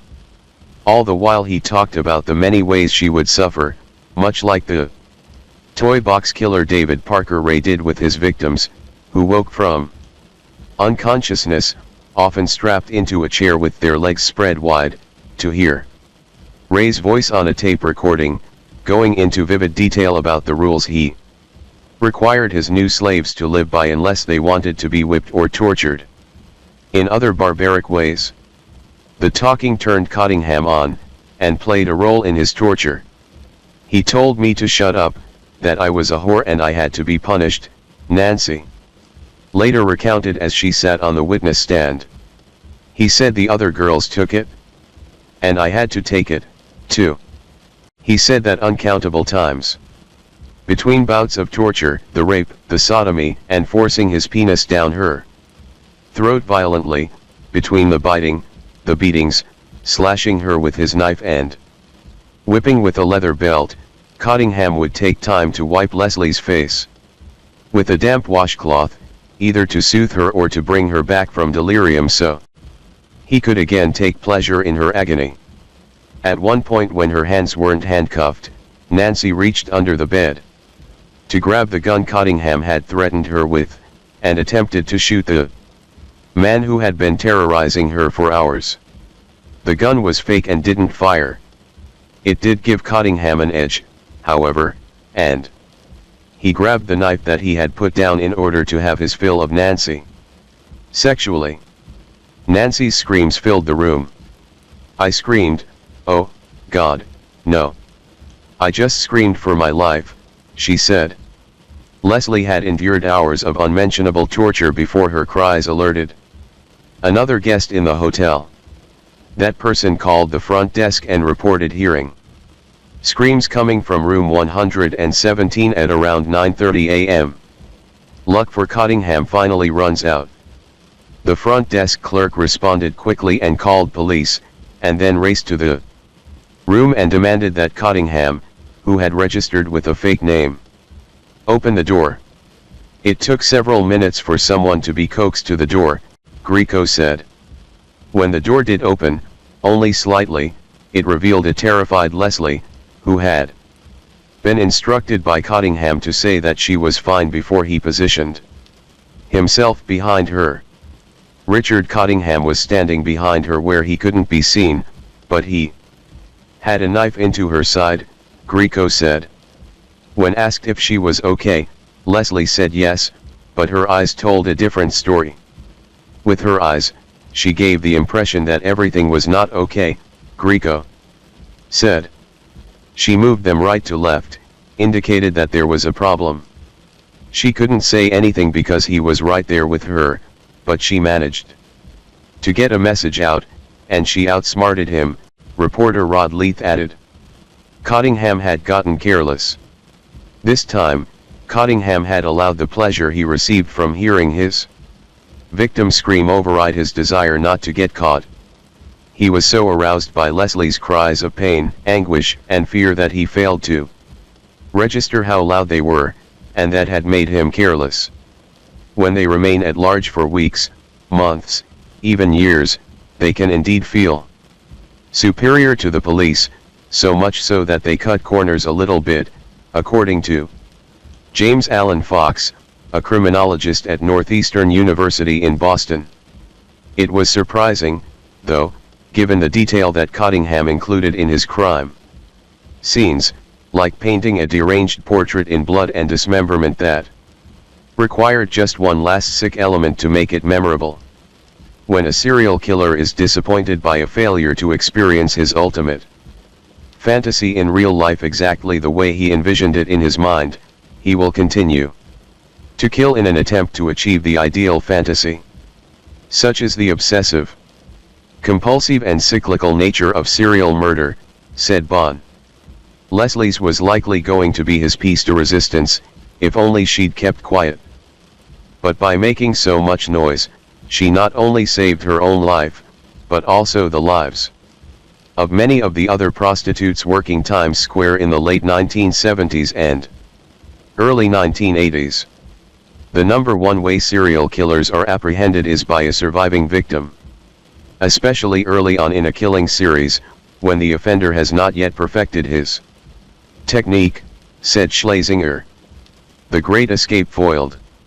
Although Cottingham attempted to flee, and ran out the back door, his bag of torture devices clutched in his hand, he was apprehended by police before he got very far.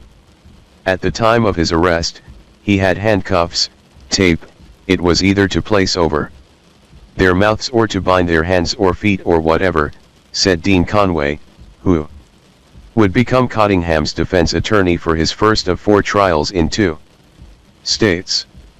The bag also contained a leather gag, 2 slave collars, a switchblade, replica pistols, and a stockpile of prescription pills including Valium and barbiturates.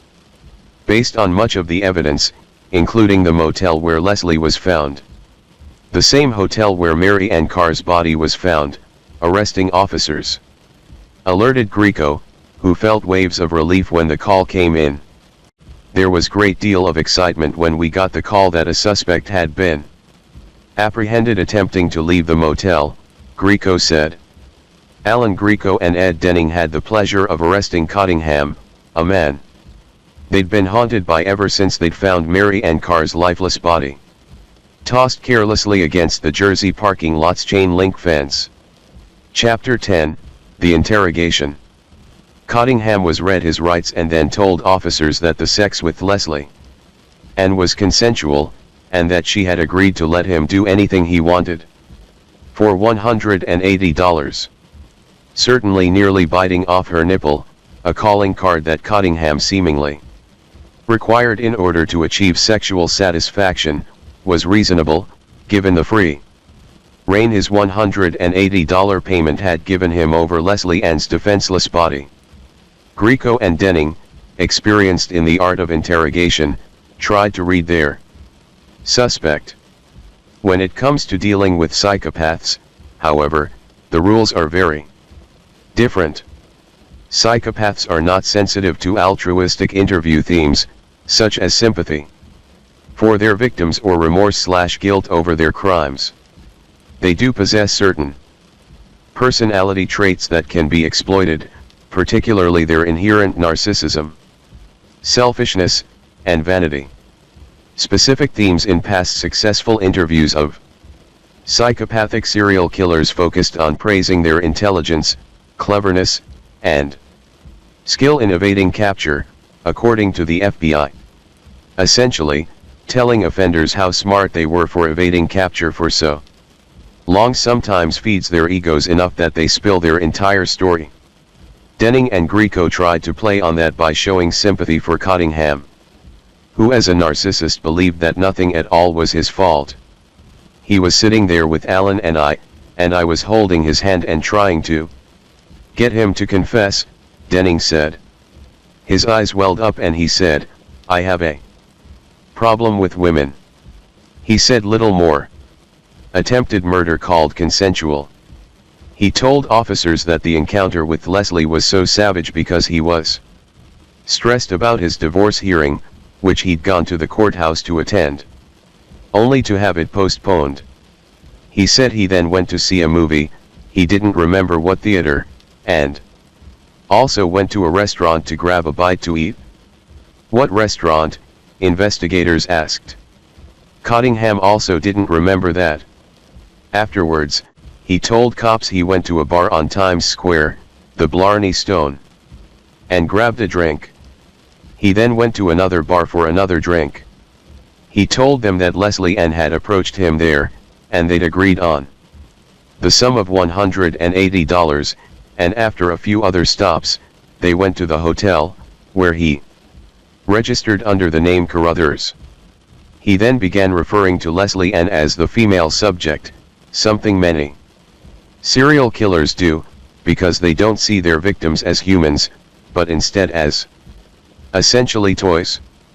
When questioned about details as to the location and places that he frequents, and so on, he was evasive and consistently said "I cannot recall" or "I don't remember," said Denning.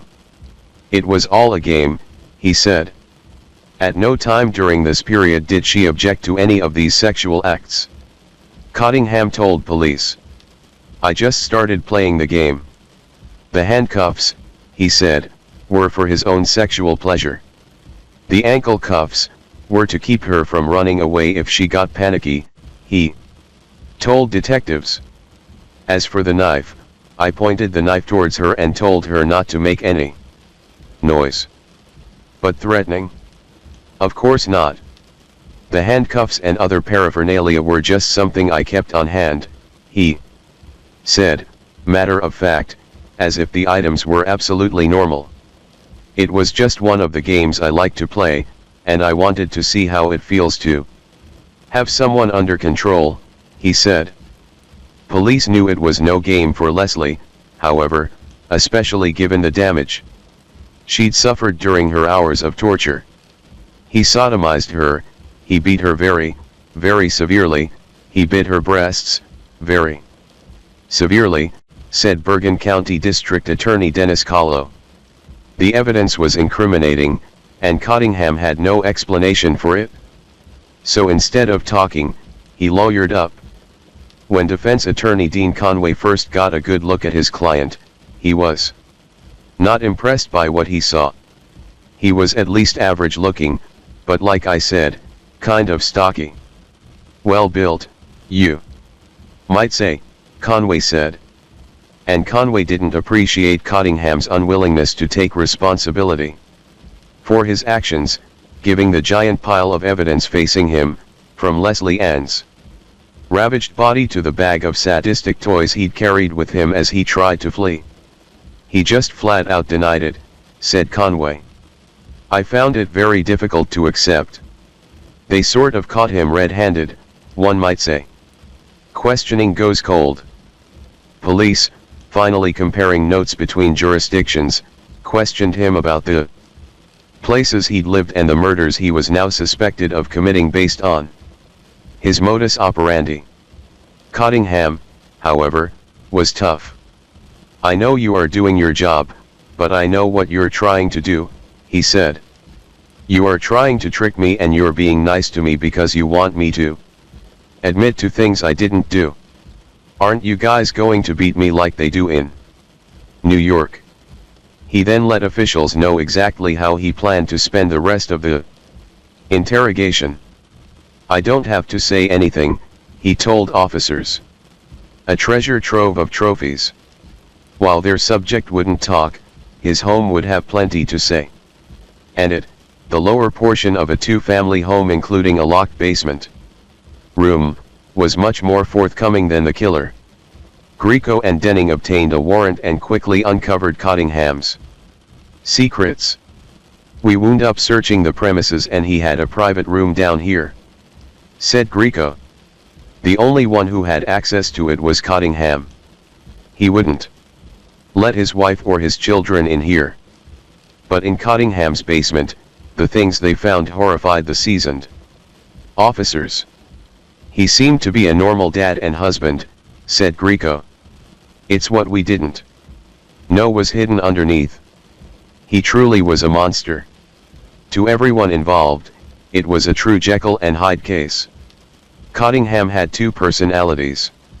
He went into his job as a computer tech, minded his own business, went home, then he'd go out in the evening and canvass Manhattan scenes, looking for victims, said Rod Leith. Souvenirs of death. The items included a tiny koala bear that Valerie Ann Street carried with her.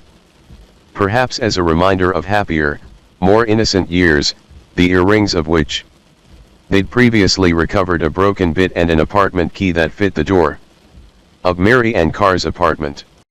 He had in this room, souvenirs, or memorabilia, or whatever you want to call it, Conway said. Items that he took from these women after he tortured them and murdered them. Trophies are common for serial killers, and Cottingham was hardly the first serial killer to have a hiding place for his mementos of death. Many serial killers have a locked place where they hide evidence of their crimes. Jerry Brudos kept his treasures, including photographs and a frozen foot, in a locked garage, and his wife was only allowed to communicate through an intercom system when he was in there, and only he had the keys. John Wayne Gacy had a basement crawl space, and his wife was forbidden to venture down there. He told her the area was full of rodents, which was an easy ploy to keep her away. Jeffrey Dahmer took photos of his victims, often in the middle of dismemberment, which he kept in a drawer of his nightstand, close enough to use for masturbation sessions. People that we refer to as organized killers will often take trophies from their victims, an earring, or a shoe, said Schlesinger. Like big game hunters, the trophy room helps them remember those moments when they felt most in control. It's the place where they can go to indulge in their most sadistic fantasies of what they'd done to other people. For Rod Leith, that trophy room was one of the most horrifically graphic elements of the case. I got to know law enforcement in county and municipalities, breaking news about this guy. The most fascinating thing at first was that he was taking items from his victims, and putting them in his rented Lodi home. He was putting jewelry, earrings, rings, in his room as tokens of his accomplishments. Leith was not the only one involved in the case who was disturbed by the finds. Some people might have trophies for their exploits in baseball or basketball or golf. These were his trophies, these were his criminal activities which he had gotten away with, and these were his trophies about how intelligent he was, how charming he was, and how much smarter he was than everybody else, said Kahlo grimly. Charges pile up quickly. While Cottingham was initially charged only with holding Leslie against her will, his charges grew as officers learned more about the heinous man they were holding in their custody. Within days, based on the items found in Cottingham's basement chamber of horrors and in his car, Bergen County law enforcement officials were trading notes with New York City police, who were still a bit shell-shocked by the two prostitutes who had been beheaded and burned in a Times Square hotel, and were looking for answers. New York cops soon determined that Cottingham was not only responsible for those murders, but also was the lead suspect in the May 5 mutilation murder of Valerie Ann Street and the May 15, 1980, murder of Jean Rayner, whose breasts had been removed before her body was lit on fire. Based on the growing pile of evidence shared between New Jersey and New York police, Cottingham was charged with kidnapping, attempted murder, aggravated assault with a deadly weapon, aggravated sexual assault while armed, rape, aggravated sexual assault while armed, sodomy, aggravated sexual assault while armed, fellatio, possession of a weapon, possession of controlled dangerous substances, secobarbital and amobarbital, also known as tuinal, and possession of a controlled dangerous substance, diazepam or Valium.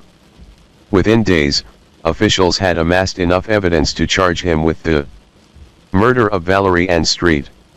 Eventually, after Karen Skilt and Susan Geiger identified him in a police lineup, a grand jury indicted him on charges that included 2 more murders, the attempted murder of another woman, and the kidnapping of 3 others.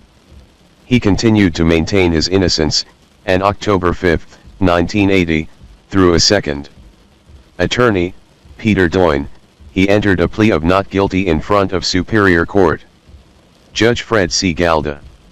Cottingham was bound over for trial and held on a $350,000 bond. The news was met with the first of 3 unsuccessful suicide attempts. This time, he smashed one of the lenses of his glasses and used a shard to slash his wrists.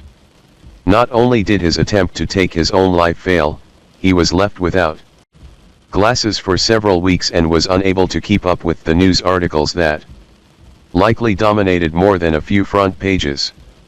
The Bergen County Record, the New York Times and the New York Daily News especially covered the Cottingham case, often with sensational front page spreads. As we covered this, the Record was interested, as he was a local guy, so he was given a considerable amount of space, said Leith, who attempted to get a one-on-one interview with Cottingham, but was rebuffed. Cottingham was all the buzz at Blue Cross Blue Shield. At work, conversations about Cottingham definitely dominated. His co-workers were both horrified and fascinated as they learned more and more grisly details about the man they'd worked with for years. He was a computer mainframe console operator, and I was a programmer. He was a quiet, nervous man, but he didn't give off any other signs, said one co-worker after Cottingham's arrest. He was a family man living in Lodi and no one suspected him of what he was doing. Even his wife did not know what he was doing.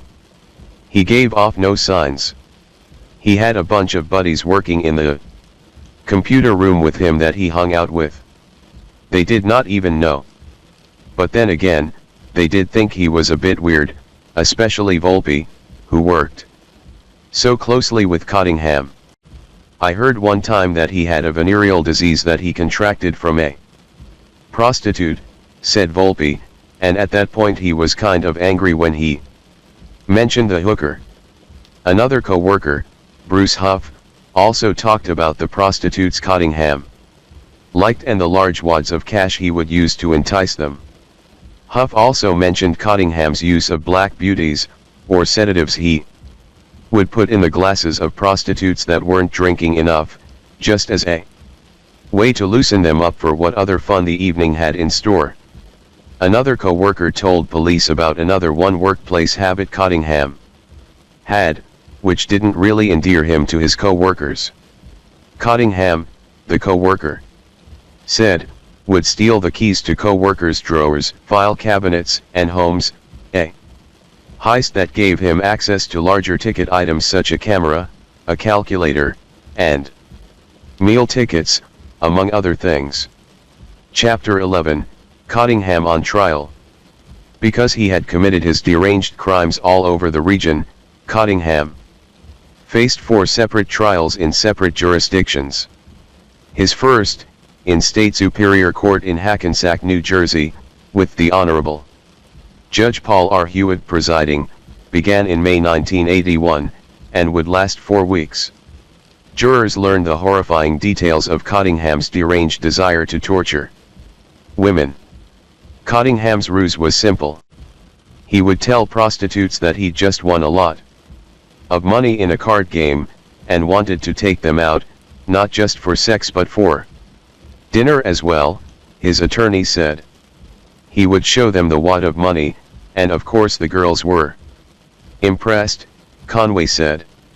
He would then find a way to drug them to leave them vulnerable and incapacitated, take them to the hotel, torture them, have sex with them and then torture them some more. His victims did not always die, it was not the murder itself that satisfied Cottingham's sexual urges, but the torture. If his victims died before he had finished having his fun, he would continue to torture them until he was satisfied, both emotionally and sexually. The testimony would be grueling for everyone involved. He faced 1 charge of murder along with charges of the kidnapping, assault, and attempted murder of 4 other women, all of whom testified against the computer operator. He was indicted not only for the murder of Valerie Ann Street, but also the attempted murder of Leslie Odell and the kidnapping and assault of prostitutes Susan Geiger and Pamela Weisenfeld and cocktail waitress Karen Skilt. A surprising suspect. A family man with 3 children, Cottingham looked like every man when he sat beside his defense attorney. Janet had since withdrawn her divorce and stood by her husband during his 4 trials.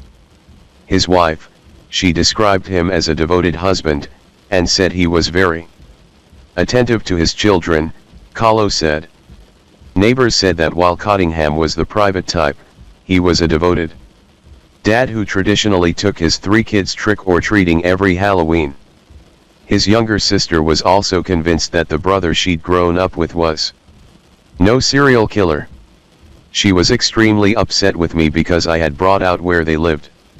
So the family was upset and embarrassed, adamant in his defense through the end, said Rod Lee, who covered the trial for the Bergen County Record.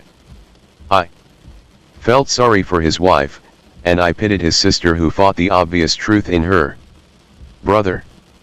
But Kahlo and his team of prosecutors, and Cottingham's own defense attorney, for that matter, knew they were looking at a monster.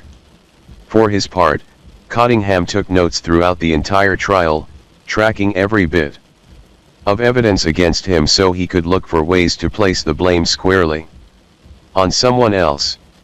He was very calm and collected during the trial, a very intelligent man, very involved in his defense, and he would pass notes to his attorneys to tell them what he thought they should do, said lead prosecutor Caro. And although he had been advised not to take the stand, the narcissist in him couldn't resist the opportunity to talk, and to attempt to pull one over on police by offering up alibis that were flimsy at best. I told him, "You're going to be cross-examined, and there are a lot of holes in your story that probably will be exposed," but he wanted to testify, said Conway. That's where Cottingham's narcissism tripped him up. He thought that he would be able to read the room and use the information he gathered to not only play those questioning him but also the jury. His mission was to win everyone over and gain their trust, the same way he had with the prostitutes and other women he lured to their deaths. Of course, this time, pockets full of cash would be of no benefit. A guy like Cottingham enjoys being smarter than other people, particularly law enforcement. He thinks he's the smartest person in the room no matter where he is, said Schlesinger. Chilling since childhood. The courtroom learned a lot about Cottingham during his first 4-week trial. Cottingham told the court that he has long fantasized about tying up defenseless women and having them at his mercy. The whole idea of bondage had aroused and fascinated me since I was very young, Cottingham said under questioning from Conway. He told the courtroom that he often demanded that his victims call him master.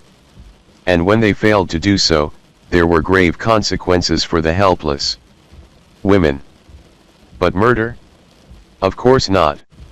During his 4 hours on the stand, Cottingham claimed he was at work or with his girlfriend when 4 of the 5 incidents occurred.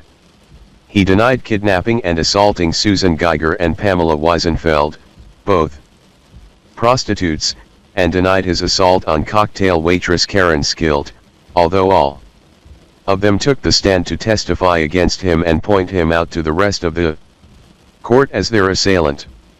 He also denied the mutilation and murder of Valerie Ann Street, who was just 18, when she made the mistake of picking Cottingham as her next trick.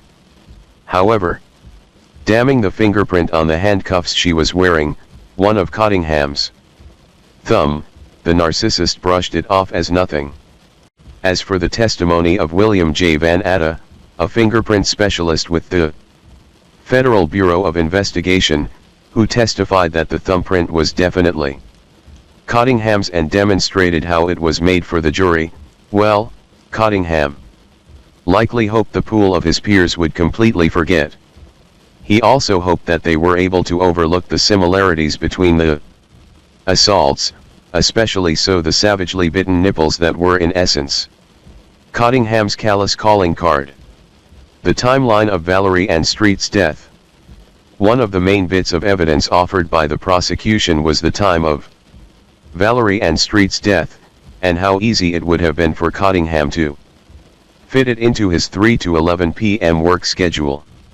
According to Dr. Louis V. Napolitano, Valerie Ann was killed between 9:30 a.m. and 5:30 p.m. on May 4, 1980, a length of time that could now be significantly more narrowed given the new technology detectives and medical examiners used to determine times of death decades later.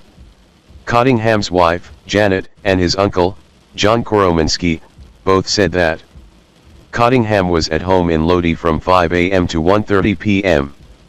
He arrived at work at Blue Cross Blue Shield at about 3:45 p.m., according to his John Forgione.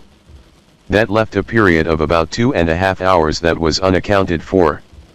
Was it enough time to torture a woman to his satisfaction, given the devious, detailed approach he used, first making small cuts, and then stabbing as the sight of blood? And his arousal made him more frenzied? Was it enough time to rape and sodomize Valerie and then stuff her body beneath the mattress? Was it enough time to clean up?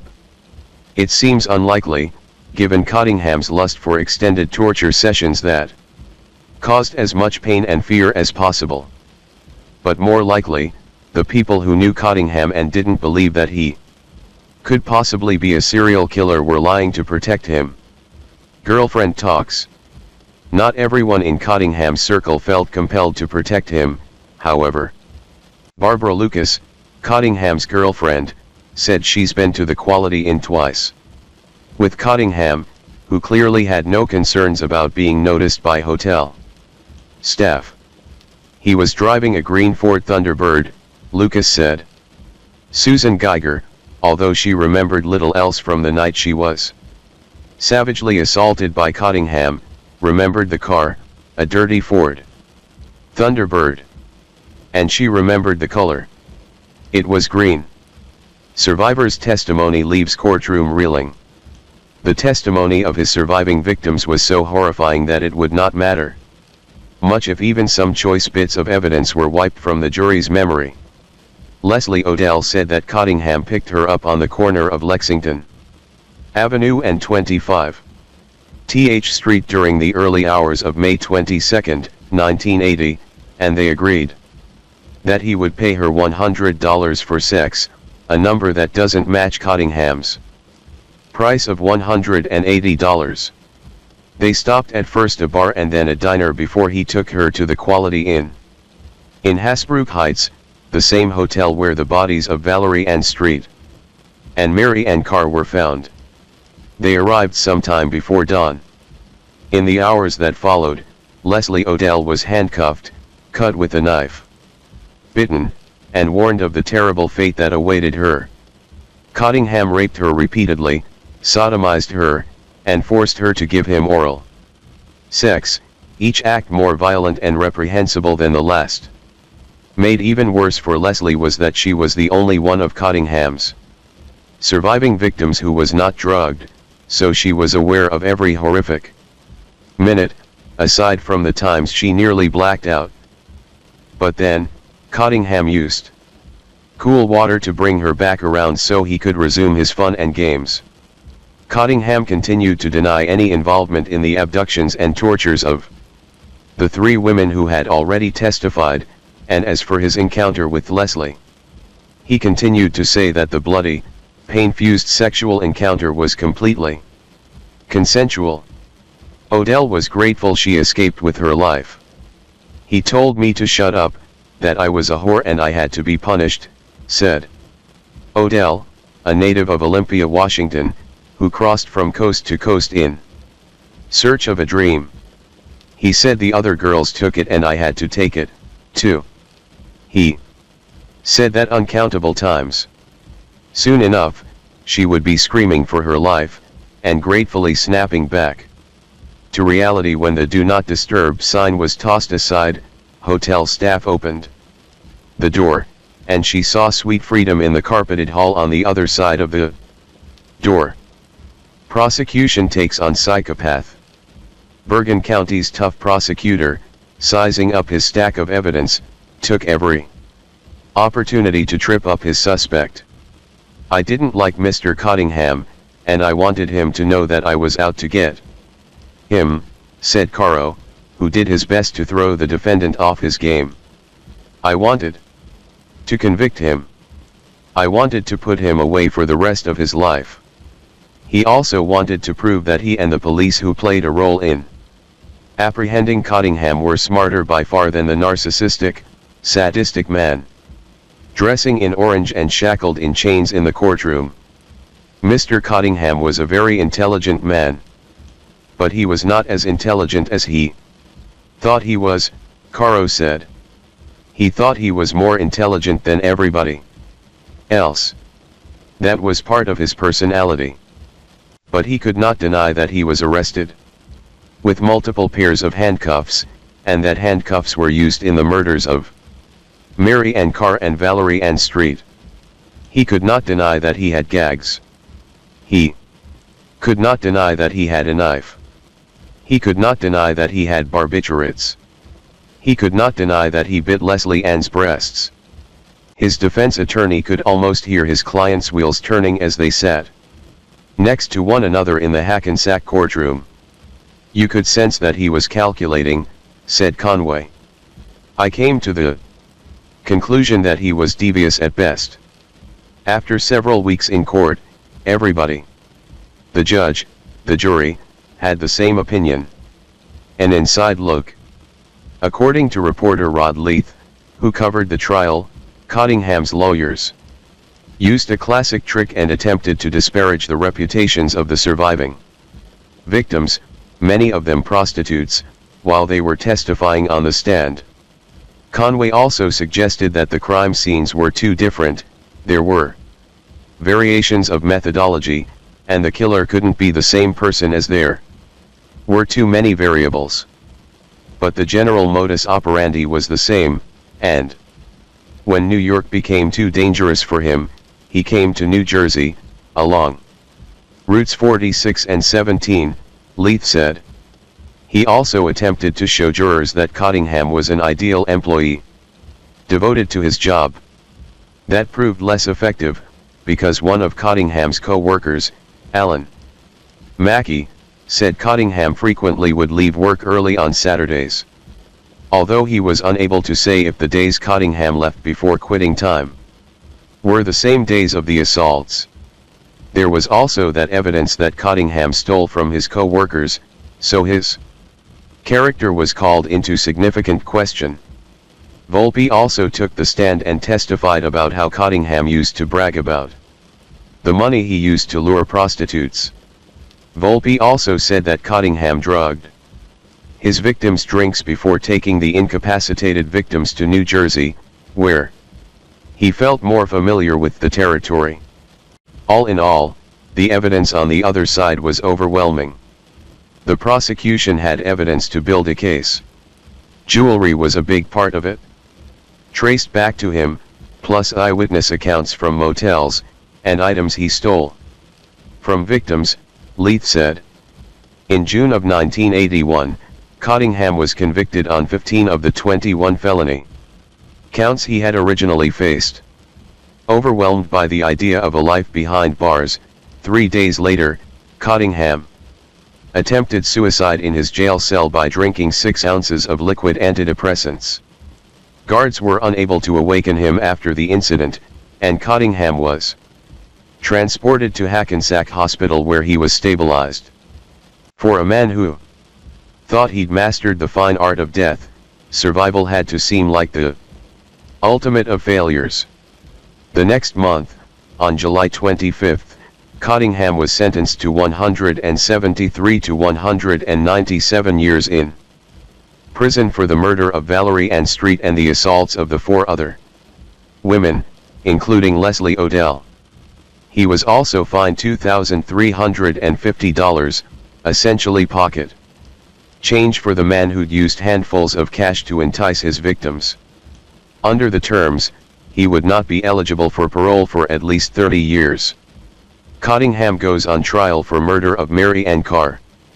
But Cottingham's days in a courtroom were far from over. He still faced numerous other charges, including the murder of the woman who had lived in the same apartment complex where Cottingham and his wife started their lives together, Mary Ann Carr. 3 days into his trial for that murder, on February 25, 1982, Cottingham collapsed in an elevator while being escorted back to his jail cell after the day's deliberations, which focused primarily on jury selection. Cottingham was rushed to Bergen Pines County Hospital in Paramus, New Jersey, where he was diagnosed with a duodenal ulcer, and a mistrial was declared. Frank Wagner, Cottingham's court-appointed defense attorney, requested the mistrial because his client would be unable to attend court proceedings due to his illness, as he was expected to be hospitalized for at least 3 to 4 days. Bergen County Superior Court Judge James F. Madden granted the motion for a retrial and excused the 13 prospective jurors chosen during the first 3 days of the trial, telling them it would be unfair to hold them indefinitely waiting for Cottingham to be healthy enough to return to trial. When Cottingham was stabilized, he was transferred to the hospital unit at Trenton State Prison. No date was immediately set for a retrial. Mary Ann Carr trial beings again. On September 28, 1982, Richard Cottingham again went on trial for the murder of X-ray technician Mary Ann Carr, the pretty brunette who was just starting her married life at Little Ferry's Ledgeview Terrace apartment complex. This time, Cottingham requested a non-jury trial, still insisting he was not guilty. He chose instead to hedge his bets on the opinion of one man, Bergen County Superior Court Judge Fred C. Galda. Evidence, again presented by Bergen County District Attorney Dennis Kahlo, who had already secured a life sentence for Cottingham, included traces of white adhesive tape that Cottingham had used as a gag to silence Mary Ann. It was the same type of tape that Cottingham had been carrying in his pocket when he was arrested after the brutal assault on Leslie Odell. Even more telling, the method of the murder of Mary Ann Carr was almost a mirror image of that of Valerie Ann Street, who was found handcuffed, mutilated, and murdered in the same motel where Cottingham had abandoned Mary Ann's body like so much trash. Both bodies had handcuff marks on their hands and ankles as well as ligature marks left behind from strangulation. Valerie Ann also had the same tape residue across her mouth. When the fake names he'd written in hotel registries were analyzed against his penmanship on items found at his home, they were a match. and the souvenirs that were found in his trophy room sealed the deal. The evidence was a prosecutor's dream, and Cottingham apparently knew it. Curses, escape attempt foiled again. About a week into his trial, Cottingham must not have been feeling as certain he could manipulate the judge as he was when he made the decision to skip the jury trial and let one person decide his fate.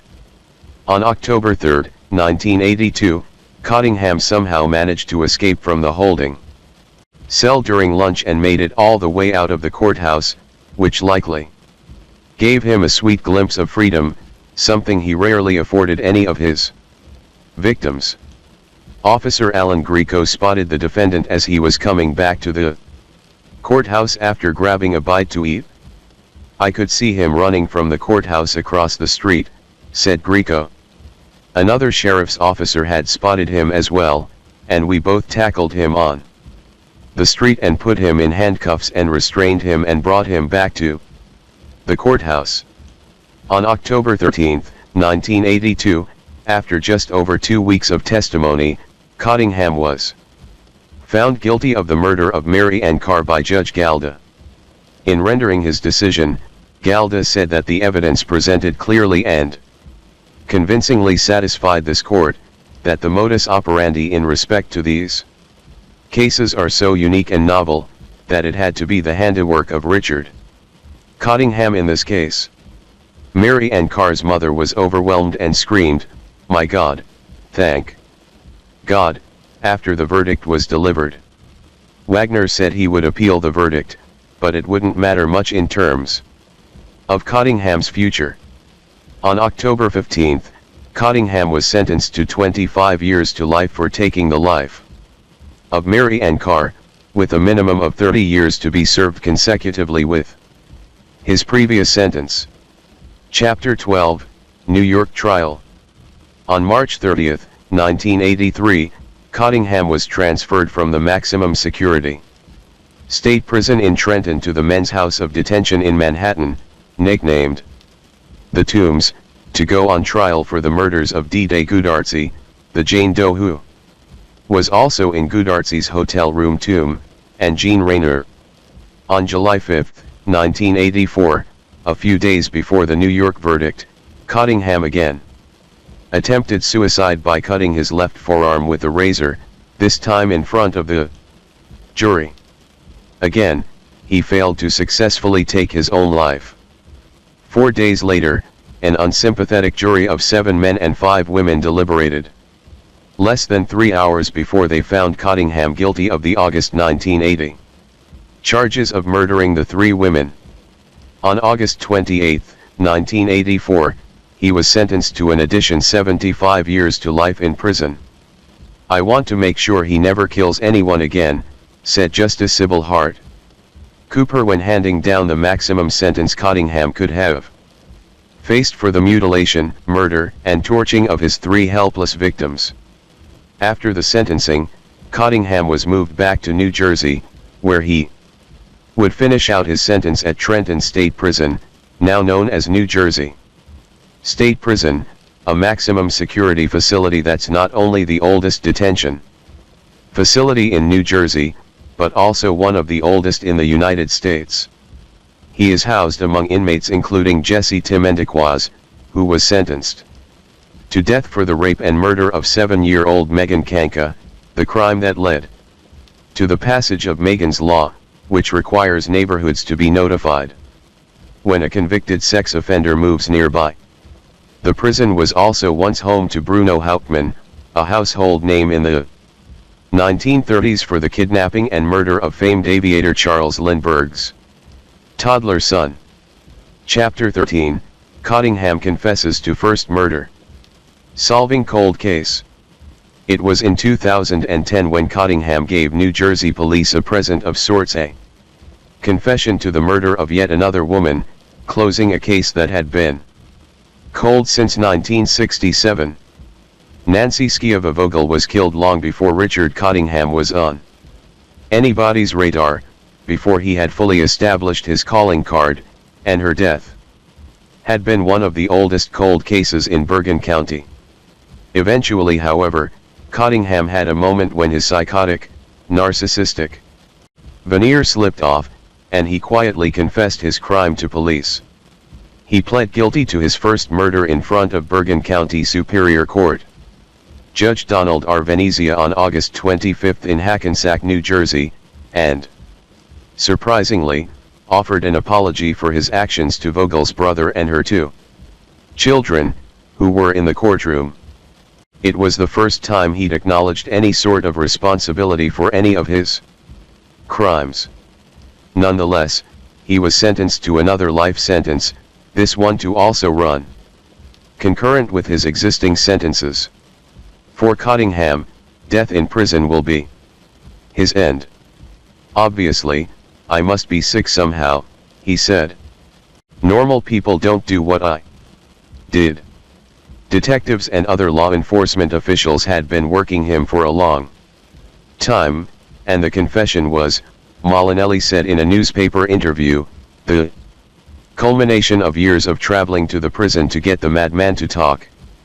After a thorough investigation and after speaking to Mr. Cottingham, we are, and were, clearly satisfied that he was the person responsible for the murder. Molinelli said.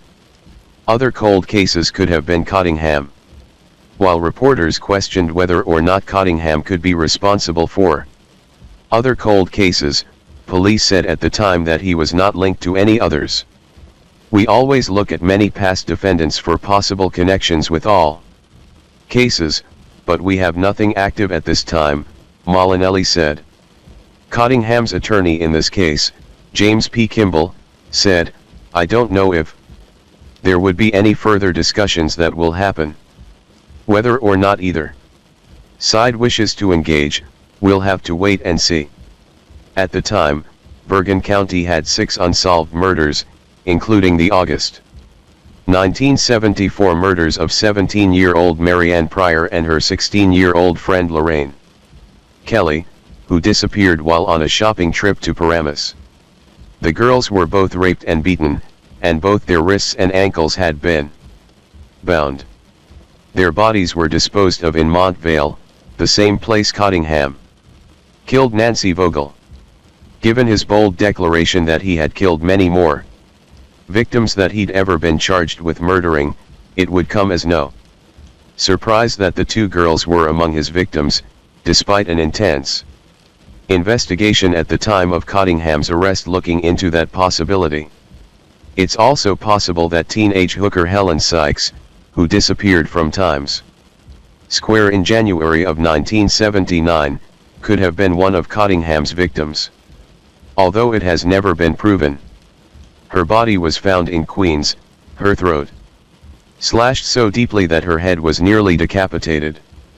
It was her legs, however, that made investigators take a close look at Richard Cottingham.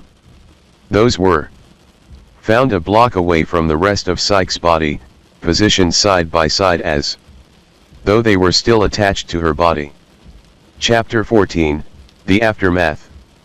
Now that he's safely behind bars, no one else will ever fall prey to Cottingham's cruel desires.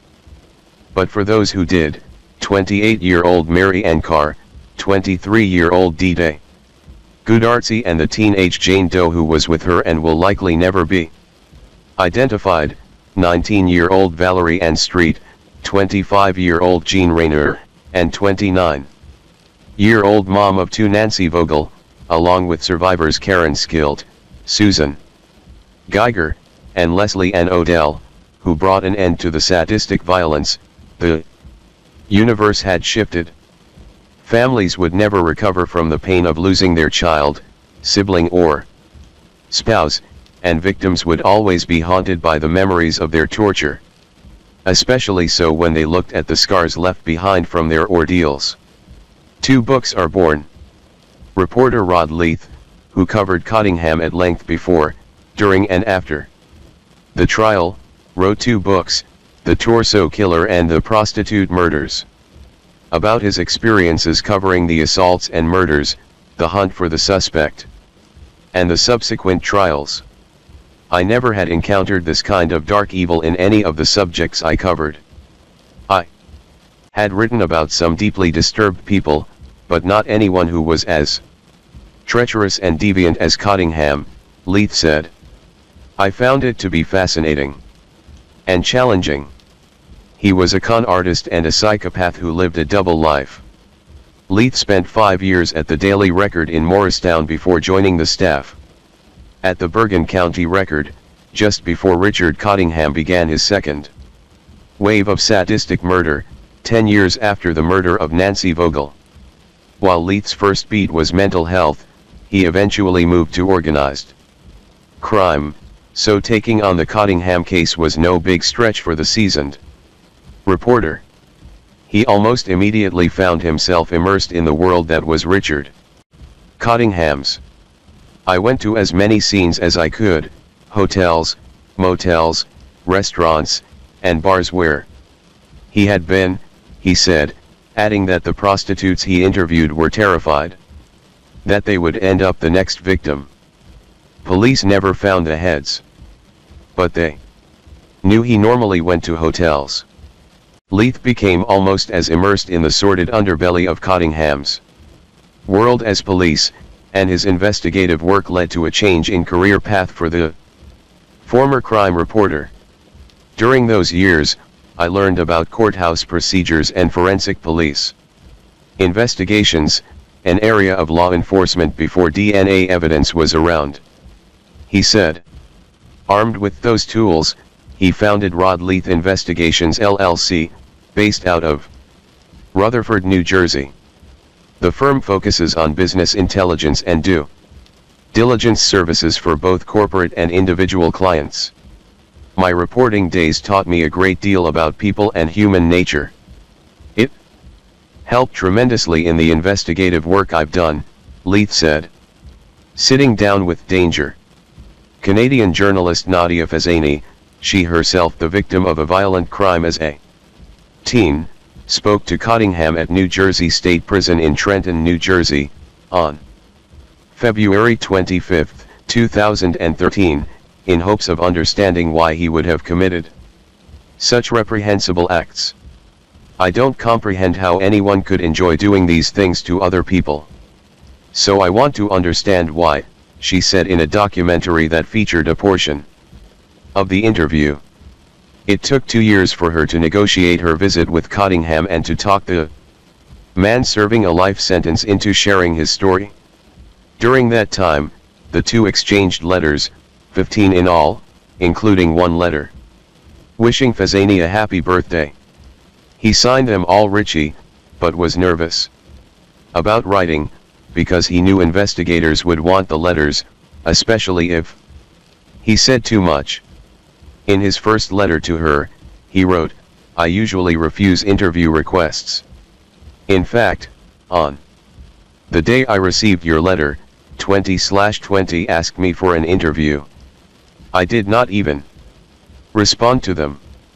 I have turned down many lucrative proposals, for 2 reasons. First, I have always kept my life secret. Second, I have 3 children I have sworn to protect. I can only do that by remaining silent. As she relays in her book, Through the Eyes of Serial Killers, Interviews with 7 Murderers, Cottingham said he didn't really know why he responded to Fazzani's letter in the first place, but as an outsider looking in, the answer is quite obvious. Fazzani is pretty with long, dark hair. She was just the type that would have attracted Cottingham's attention while he was on the hunt, and clearly, his tastes hadn't changed, even after years behind bars. She used it as an opportunity to get as much information as possible from Cottingham. I didn't let up.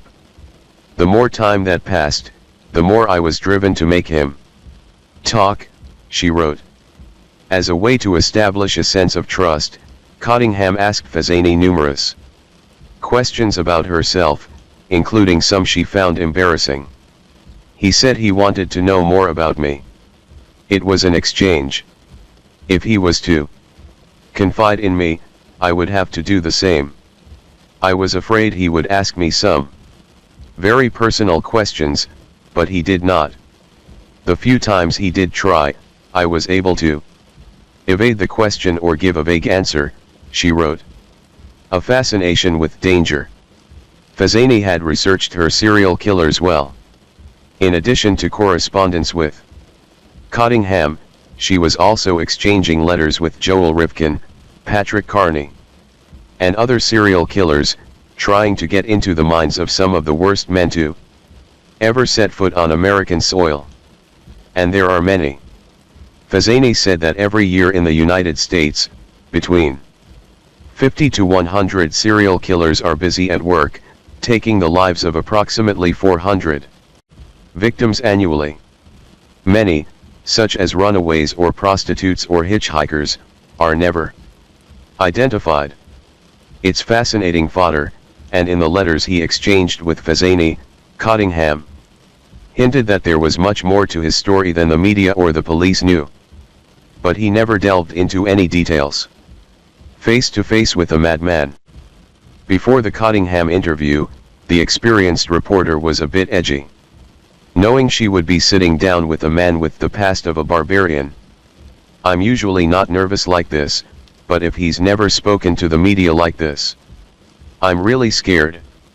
He could get angry by one of the questions, he could get aggressive, or want to leave, she said.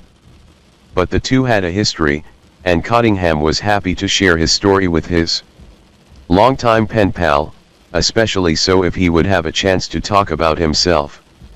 Like Santa, but with a sadistic side. Once the two were sitting down, Cottingham with a white beard that made him look for all the world like Santa Claus, Fezani immediately got down to business, and asked Cottingham to estimate how many women he had killed. Cottingham was pleased but still slightly evasive about the question. I won't give an exact figure, but I will say this. I'm in jail for 5 murders, but I started to do this kind of thing 12 years before, so you do the math. Or to put it another way, the figure is higher than your age. Times Square was Cottingham's hunting ground of choice. At the time, prostitution was prolific, so he never had any trouble picking up hookers to take to hotels and torture until he was sexually satisfied. As to why that sexual satisfaction required the agony he'd inflicted on his victims, his answer was equally coy. I wanted to create a sensationalism, he said. He told Fezani that he cut off some victims' hands and heads with a hacksaw. Not only to hide their identities, but also to draw attention to his crime by putting a personalized stamp on the crime scene. And as for the time he sliced off a prostitute's breasts in the hotel room, leaving them on the headboard like macabre decor, it was to do something different. He was able to do something so evil so easily, because it's not a person anymore, he said. It's a body. You don't feel anything. In other words, the narcissist, like virtually every killer that takes multiple lives, in deranged, twisted ways, wanted to be famous for his highly individualized crimes, which were truly as sick as they come. I wanted to be the best at whatever I did, and I wanted to be the best serial killer. Yes. Even as a child I had to be the best at whatever I did, or I wouldn't do it. Subliminally, I was a manipulative control freak. It was my way or the highway. But what remained then was the reason why. Cottingham doesn't wonder why me. According to Fezani in her book, police called Cottingham the Enigma. Because his childhood didn't seem to contain an obvious incident, molestation or severe abuse for example, that would have triggered the man's rage. Cottingham was a good kid in school, and during his earliest years, he was well liked among his peers. A move to a new school, however, led him to be ostracized by the other students in his class, and the rejection stung mightily. While most serial killers require something much more serious to send them off the rails, Cottingham was a psychopath, so the smallest slight was enough to trigger a desire for revenge. After that, he kept to himself, and he turned his rage inward, taking all the pain. He felt over being rejected by his peers and using it to forge diabolical plans. Still, he was initially unwilling to admit just what triggered his prurient desires, and compared his future bad behavior to a love of living on the edge. "I don't think there's been any one event," he said. "It's just how I grew up. I mean, everything just evolved into what happened. I'm the type of person who like to take a lot of challenges. Like I said, I'm a gambler, and I've always been a gambler. It's in my blood. And any kind of risk-taking, anything to defy the norm, I will try, I would do. And that led to one thing on and on, until I started getting brazen. But there was no specific episode or anything like that. Never got in any trouble as a kid. Never. I was an anonymous type person, a loner. And I'm the type that has to win all the time to come out on top no matter what I'm doing. I tried to be the best at it. And as far as the prostitutes and other women who were unfortunate enough to encounter Richard Cottingham, well, that was really more their faults than his. He said. A lot of them were just at the wrong place at the wrong time, he told Nadia Fazani in the jailhouse interview. If I would have went down a different block, or if I wouldn't have gone out that night, or if I didn't go into that particular bar, it wouldn't have happened. But as it was, he did go out, he did visit Times Square, he did like to go out for drinks after work, and he did pick up prostitutes, many of whom died after hours of brutal suffering. And that was all on Cottingham. With only a few signature calling cards, the biting of the nipples, the cigarette burns, the handcuffs, the escalating mutilation of the bodies, he was fast becoming one of the most notorious, and had all of the prostitutes working Times Square totally on edge. Some of the prostitutes were completely frozen with fear over this guy. One woman wondered whether he was trying to make a Frankenstein whore, said Rod Leith. Cottingham, like so many serial killers before and after him, didn't see his victims as fellow human beings and instead viewed them as toys, playthings that were there solely for his pleasure. I've probably done everything a man would want to do with a woman, said Cottingham, who clearly has some trouble understanding the basics of human relationships, or what real men want from their relationships with women. Communal with madness, a way to solve unanswered questions. For Nadia, the talk was painful and sometimes left her questioning why she continued to pursue serial killers and their stories. Sometimes I want to stop, and then my friends encourage me to go on, she said. I think about the families and their suffering and the innocent victims. Like Cottingham, for example. I know I am the only one that he talks to, so I feel like I'm the only one who can help the victims' families. He's spoken to me about crimes he's never confessed to, and that's my victory.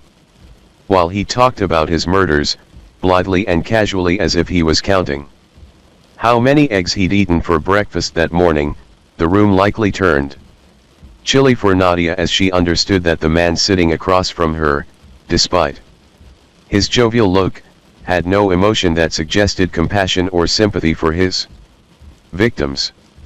And he was evasive when she asked again how many people he had killed over the years. Oh, I know exactly how many, he told her, chuckling to himself. Over 85. Under 100. His voice sounded proud as he spoke, although there was a twinge of disappointment, as if he'd wished he'd have reached a nice round even number of kills, until fate, and officers, intervened. I was doing this for years. Hardly a week or two went by without something happening, he said. Cottingham was, however, despite his psychotic nature, able to establish relationships that allowed him to see others as human beings, and when Nadia asked him, "Richard, would you be able to kill me?" his answer was immediate. "No," he said, even though there was much about Fezani that fit his victim profile. She asked him a second question, "Why not?" "Because I like you," Cottingham said. "You're tough. You don't take no crap. I respect you. You would be the type I would have as a girlfriend. At least on my end. I don't know about you." Most likely, her answer would be no, although she did visit the house Cottingham was living in during the bulk of his murders, two-story duplex with a 2-car garage and the basement with the locked room. The surprised family that was living there had no idea about the depraved mind that had once occupied their space, and they were a bit startled by the news. While there, Caro and Fezani looked over photographs of Cottingham as a family man, including one with his firstborn son on the day of his baptism. "It's strange to see that he had a human family side, that he took care of his children," Fezani said. Caro talked about the trial and the madness of having to show crime scene photographs to the families of victims who had suffered unimaginable torture at the hands of Cottingham, including one of Valerie Ann Street that he showed her horrified sister. "These people's lives were just ruined," Caro said. "I showed her the photograph, and asked her if she recognized the girl in that photograph, and she just broke down in sobs and said, 'My sister.'" The memory caused Caro to also tear up, and Fezani's tears soon followed. Imaging the horror of seeing one's sister, someone you'd grown up with, played with, gone to school with, gotten into trouble with and loved deeply, mutilated, and in handcuffs, dead at the hands of a man too cowardly to admit his guilt. As for the people left behind in the aftermath of it all, they had trouble understanding how the man they knew could have been such a monster. Question of why will never have answers. What makes them think they're going to get away with it? That's what I dwell on more than anything else, said his childhood friend, Richard Newman. What makes them think they can continue to do it and have this smug attitude and exercise this awful power over people? There are lots of things inside our mentality that tell us not to do it, if only that's a fellow human being, and they have loved ones at home. But that's the thing about psychopaths. There is no thought about another person's place in the world, or the damage that spreads like rings on water when a rock is tossed over a bridge. Those who are psychopathic absolutely have no remorse for what they are doing, said Ramsland. They don't really care about people being in pain. Unless they're a sadist, then they care because they want them to be in pain. A psychopath and a sadist are not one in the same, but if you get the two in combination, you have a very, very dangerous person. Richard Cottingham was very dangerous indeed. He was far different from people that I've met, and I've met some people from all kinds of bad backgrounds or bad situations, but I think he's intrinsically evil, said his defense attorney Donald Conway, long after Cottingham was safely secured behind bars. Added his former co-worker, Dominic Volpe, he fooled around with hookers. A lot of people do that. Nobody kills people. Nobody decapitates people. Nobody rips people's hands off. I think he's a sick son of a bitch.